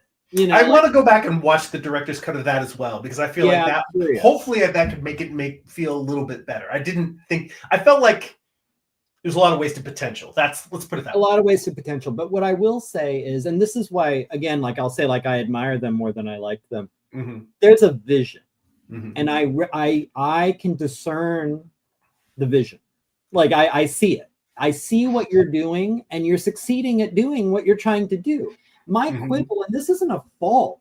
This is a do you like strawberry or vanilla better? You know, my quibble is like, this isn't really what I want to see from these characters. That's not an error. You know, like that's just your vision isn't connecting with me. You know, like that's an important distinction to make. The one that comes up very often, I'm almost reluctant to bring it up, but to me, it's a good example of this. I adored The Last Jedi. Like I thought it was okay. So you're making a face. You're the one. But see, I think what it usually comes down to, it's like, did you love The Last Jedi or did you not? How do you feel about Luke? How do you feel about how Luke is being characterized? And like for me, I loved it. I thought it was excellent. It's a little bit maybe about your Man of Steel, like how you could relate to that. Like on a personal level, like I buy into this Luke, you know, like I do. And I'd also, to me, fits. Like I can accept that. Now, some people, it's like, that's not the Luke I wanted to see. Fair. Like that's fair, you know. What I would say, kind of like with Snyderverse, this isn't an error. And I won't argue about Last Jedi. It's not like, oh, I'm right, everybody's wrong. That's not it. That where I will get triggers when people say like, this was wrong. Like Rian Johnson doesn't understand Luke. That's where I will be like, no, wait a minute. Like, I think this is a totally legitimate way to take Luke. You could have taken him in another way. Like, I think there's nothing inconsistent with this compared to past version. You know, like I could see this being a potential future Luke. You know, I will accept that. But it's a little bit like, you know, Snyder Superman. You know, he's like, oh, he's so dark. You feel like he doesn't even give a S about people. Like he's, you know, like he's sort of like inward and conflicted, and he feels like an alien all the time, and he's mistreated, and like there's this kind of chip on his shoulder a little bit. Very understandable, and that's a legitimate reading of Superman, and it's a very like I get it. Like I think a lot of people, when they said I don't like the Snyderverse, it's like I like Christopher Reeve Superman. I like hopeful, sweet, warm blanket. It's all going to be okay. Like if you're not afraid, you could, you know, like you could see the world the way I see the world. If you're not angry, you could see the world I see. Like this kind of inspiration, this model, this aspirational vision of what a person is. Like some people, that's what they want from Superman. Now there are lots of versions of Superman. Well, see, and that's the beauty, is we live in an era now where between animation, video games, comics, and film and TV shows, like I have not watched any of the Lois and Clark, the current CW version of Superman. Everyone says that version is fantastic. They say that after Christopher Reeve, that's the next best version of it. I just haven't had time to watch it. But the fact that we can have so many different iterations of this now, it's like, I can't remember who was the author that was talking about people saying how Hollywood was destroying his books. And he turned around and said, like, they're right there on the shelf. They're not destroyed. My books are fine. Right. Exactly. You know? Well, and I'll say from my experience with Last Jedi, like I remember coming out of Last Jedi saying, like, I don't know where they're going to go from here. I have a feeling, I knew at the time I saw Last Jedi, it's like they're going to more or less unwrite a lot of this in the next movie, I bet. Like, but I'm delighted I got this. Like, I am very happy. You do whatever you want with Star Wars now, because I got a movie I really love, you know? And that's kind of how I feel about, for example, Snyder Superman. I didn't react to it, but I can tell you, I mean, look at the internet. There are people who are all about Snyder, like the Snyderverse, and all about Snyder Superman. And I'm glad they got a Superman there. You know, like I don't feel like that threatens, you know, that it doesn't destroy your memories, and you can still go back and re-experience those great versions. Exactly. I mean, like it's funny. I did see people like Herman mentioned.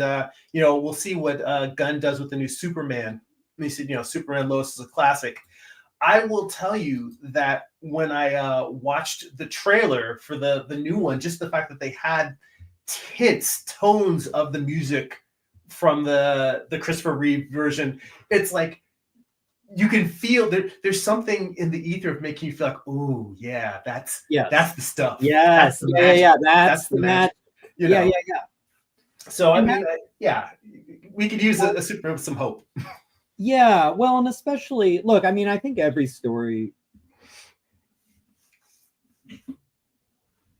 it needs to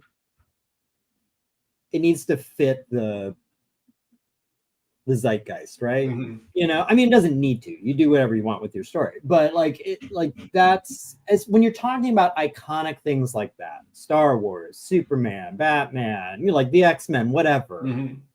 I think those you expect, like, this should speak to something we need to hear right now, mm-hmm. And I, not to go in the politic direction, but I think I would like to see a little hope.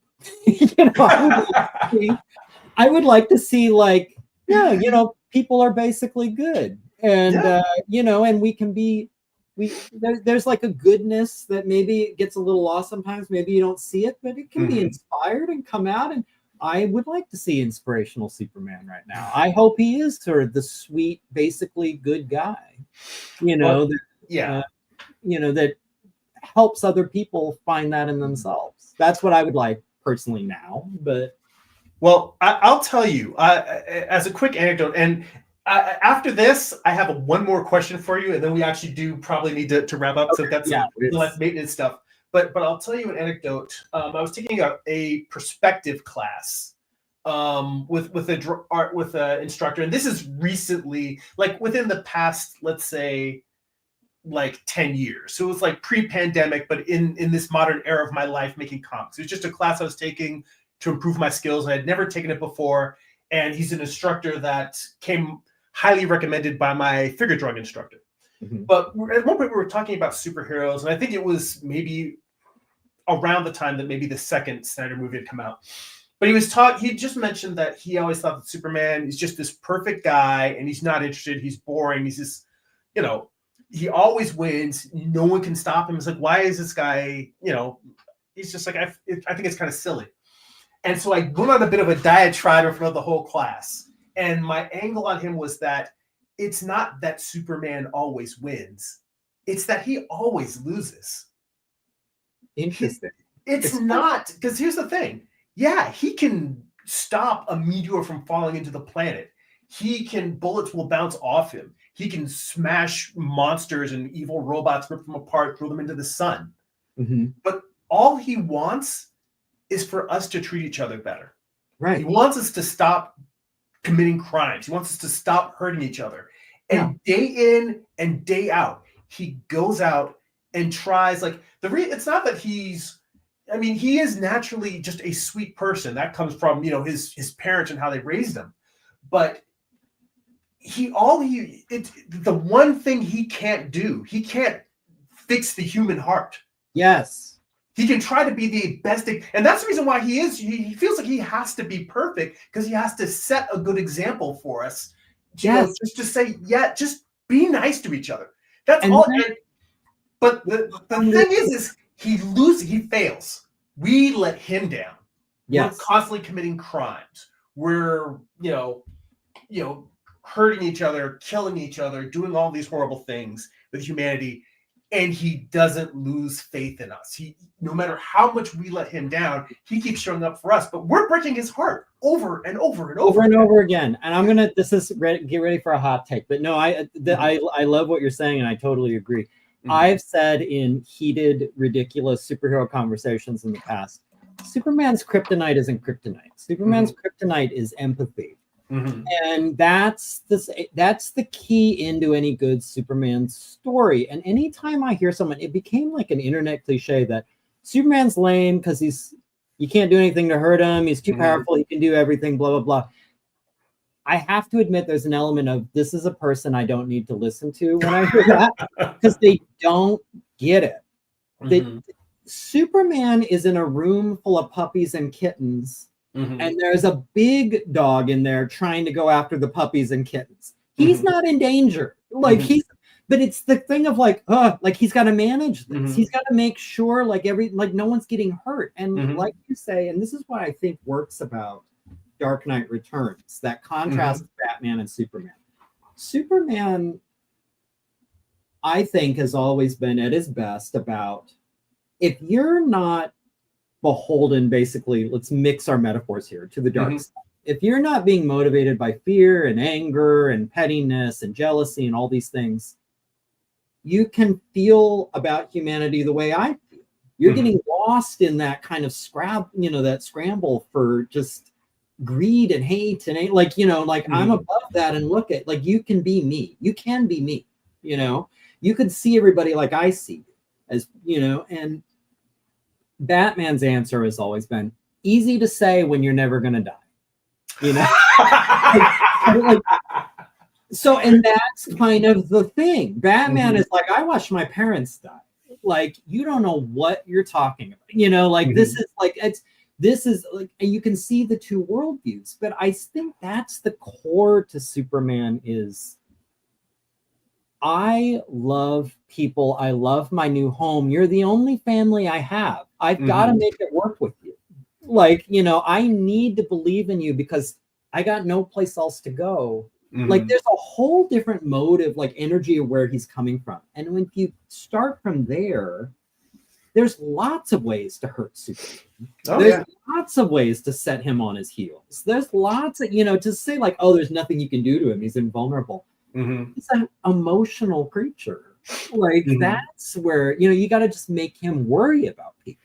Like that. Yeah, I had heard somebody, carbon dioxide on the comment also mentioned sounds like Jesus, and I just threw that up because the whole thing of him even going, it's full of Old Testament references, just in, Jesus' New Testament, but the idea just of him, like Moses being sent from his home to this new home, like all of those metaphors are there. But I think that the idea of him being a symbol of love and hope is something that I think it's something that's very much been baked into the character from the beginning. Right. But I remember, I think it was Brian Michael Bendis he got a lot of hate mail from people for writing a story about Superman where Lois Lane is being tortured and all these horrible things happening. Like, and the idea of the story was just that Superman was someplace far away and couldn't get back to Earth. Right. And during the time, he's in his mind, he's imagining all of the horrible things, like his worst fears. And the story, really, the stuff that you're seeing of Lois is just him imagining all of these horrible things and him not being there to prevent them. Right. And that, I think, it just speaks to the idea of the empathy. Like, he's a man who's seen some horrible shit. Sure. He's faced the worst evil and faced it down. So him imagining that evil coming after his loved ones when he's not there to protect them, his mind's gonna go to some dark places. Right. But people were saying that it was almost like a Lois Lane like snuff comic, and it's just like, and I haven't read that issue, but I think it's interesting, the idea of someone like that having to their worst fears in their mind running away with them. To me, that's a compelling story. I think that's what good writing should do, is make you really look. If I'm not a parent, but I'm a proud uncle. So if you can picture on a bunch of first graders on the playground, and one kid punches your kid, or one kid punches your nephew, and like this is the entry into a Superman story. Like, that kid is no threat to you. Like, you don't have to. That's beside the point. Like, again, empathy. Like, Superman cares about the people that he cares about. He cares about a lot of people, but especially like Lois. Lois is usually the easy, like, save the cat figure. The kind of, like, let's put Lois in jeopardy and we can make Superman interesting. But at heart, it's like, that's the thing with Superman. And I get when people are like, well, let's make a bigger, badder monster that can hurt Superman. Like, sure, okay, fine. Let's get some kryptonite. Okay, sure, fine. Let's say the sun, he's gotten too much sun. Not making him sick. Okay, fine. But at the end of the day, it needs to be about his compassion and love for humanity. I think that's always the easiest, most relatable place to go because of his fearlessness, because he doesn't have to worry about it. He only has to worry about it. Yeah, no, I think I could not say it better myself. I think that's where the most inspiring stories for that character come from. And I think it's interesting because I think that's also a place where a lot of characters that are like Batman per se, characters who are not as optimistic, but them confronting the idea of, as opposed to someone who's trying to always be a shining light and a beacon, like what happens to the characters that are trying to fight, they're trying to fight back the darkness both within themselves that don't have that same light that he has. But right. What I do like in terms, and this is my last Superman thought, but and I think it goes back to your connection to Man of Steel. I do think there is an interesting, and I'll never be in a position to write a Superman story, but if you never know. You never know. I think there's a loneliness there that is interesting. And that I don't know if it gets explored too often, but I would think like the feeling of among them, but not one of them, to me is interesting. And I think probably to any kind of, creatives tend to be misfits. So I think, especially if you're like, that's where I can I think that would be if I had to write a Superman I could relate to, that would probably be where I would tend to want to explore that. This feeling of like, you can wear the outfit, you can dress up like Clark Kent, you can go around, you can get yourself an apartment and all that stuff, but you're not really like them. You can pretend, you can think of what's the normal thing a normal person says at the normal cocktail party, but you're faking. Like, you're not showing them who you really are. And that's kind of sad. There's a loneliness there. No, that's I think that's an interesting thing to explore. I mean, honestly, I think that they have touched on it in comic books where they've had Superman bond with Dick Grayson as opposed to Bruce Wayne, in the fact of like Batman was a different kind of orphan than Bruce Wayne than Dick Grayson was, and Superman is the kind of orphan that Dick Grayson is. Like Cal and Dick kind of like I like the idea of stories of Superman maybe feeling a little bit that alone, and then kind of the other characters that have come from the same kind of loss and trauma that he has in his experience, kind of rallying around him. Like, connection. We're there too. Yeah. And plus, to be fair, I've always felt like Batman or Bruce Wayne is someone that nobody can relate to. And I don't mean a reader, but I mean within that universe. Like, I can't picture credibly Bruce Wayne having a real insightful heart-to-heart with anybody. I can picture him having an incisive, like, I've diagnosed you kind of conversation with somebody, but I can't picture him connecting. And they do it in the books. I just have never felt like it works. Like, to have him as like empathetic or understanding or emotionally intelligent. I've always seen him a little bit more as kind of at best, a forensic psychologist who can diagnose you, but is not someone you want to have coffee with. It's. Well, I think what's interesting with Batman. See, now we're getting. This is the thing. You and I can talk for hours. I'm sorry. Always gonna find. No, because I already realized what I was about to say would just lead us down a rabbit hole. That would be like another 45-minute conversation. Right. I'll say this. Okay. I could see Batman having a heart-to-heart with Ra's al Ghul. Yeah. Because to the point where Ra's al Ghul wanted to leave his empire to him. He wanted Bruce to take over the League of Shadows. Right. Is it League of Shadows or League of Assassins? League of Shadows. League of Shadows. Yeah, no, they have more doctrinal differences.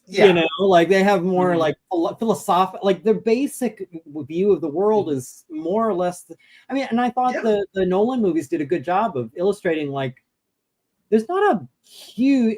It's a difference in approach. Mm-hmm. You know, like that's my point. Yeah. It's like their ideas are basically, swappable. Mm-hmm. It's just how do you go about achieving the goals you want to achieve, and that's where they deviate. Yes. All right. So okay. We first off, I'll just say, obviously, we have more to talk about. We do, yes. So you have a standing invitation. We'll definitely do this again. I think anytime that's been too long since we've talked, we'll just get on and do one of these because we could go for hours. We'll do it. Yes. I'll take you up on. Let me pull up real quick. So on YouTube, are you still streaming on a regular basis? No, it's an irregular basis. Irregular. I'm going to be getting back to it. I'm trying to find a new home in terms of day and time. The latest I've been toying with is Sunday evenings. I will not be doing it today because I appeared here, but maybe. And now I'm also a little behind because of car stuff and everything, a little behind on my page. So not tonight, probably not next Sunday night, but maybe the Sunday night after that, I'm going to start establishing a Sunday evening routine. So, yeah. And by the way, I know you've mentioned before, and I think it's incredibly considerate that you've tried to not go live when I'm going live because you didn't want to counter program. I look at it like the whole point of having YouTube and having the live streaming this way is that people can watch the rest later. I don't care whether they watch you live and watch me later or watch me live and you later.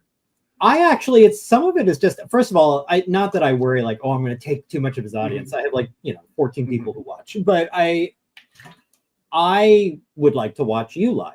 So it's like, I don't want to be going, I would like to watch. Same with Artcasters. I don't want to go during Artcasters because I want to watch Artcasters. Well, I mean, for me, almost all Artcasters, all the guys that I watch, I tend to watch everything more sort of when do I have time and when can I put it on in the background while I'm doing stuff to listen to? Yeah. So it's I can't catch anyone live. So I certainly don't expect, the audience to. But that said, yes, if you guys aren't subscribed, Gary continues to share more of his work and updates over there. And if you actually want to go out and pick up a copy of Dinosaurs VS Marsbots, which you should, believe me, sounds cute. It is. It's like Tarantino level gritty. Oh, thank you. It's almost like Planet Terror, kind of. There's a Robert Rodriguez, because I was going to say, because I didn't find Death Proof to be as Tarantino-ish, even though it was a sci-fi story. But the Robert Rodriguez one, Planet Terror, it's deep in the sci-fi. It's deep in the aliens. It is. It's deep in dinosaurs ripping people apart. Yes. Those are all things I want. Yes. You get it all. I try to give it all to you. I really do. I try to give you a big scoop of B movie, what you'd expect from an alien dinosaur war thing, but then also try to give you I'm not trying to inflate myself, but some real writing, I'm not talking down to you. I'm not treating you like you're 13. I'm treating you like a smart adult who wants a story with dinosaurs and aliens, so there. Yeah, it is. It's a fantastically written and fantastically drawn comic. And I always say that's the best. People like to argue, well, what's more important, the writing or the art? And I always feel like it's a false dichotomy, that the art and the writing need to support each other. And we live in an era with enough beautiful, well-written comics that you don't need to choose both. And if you want both, you should definitely read Dinosaurs vs. Marsbots. Thank you. So if I give it my strongest endorsement, please check Gary's work out. He's got 3 issues out. Thank you so much. So I'm happy to do it. I'm happy to have you on, and I'll be happy to have you back anytime, man. Great. Absolutely. I want to. Yeah. All right. So you guys know the usual stuff with me: Patreon, Substack, Amazon. We've gone long enough. You guys can go back to the beginning and see all that stuff if you want. All right, everybody. And by the way, guys, in the comments, in the chat, thank you for all the thoughtful comments. When I have a guest on, I'm usually not able to engage with the comments as much. So I apologize if you guys feel missed out, but I saw there was great conversations going on there. I appreciate you guys watching. I appreciate you guys hanging out. That's it for now. Go be creative.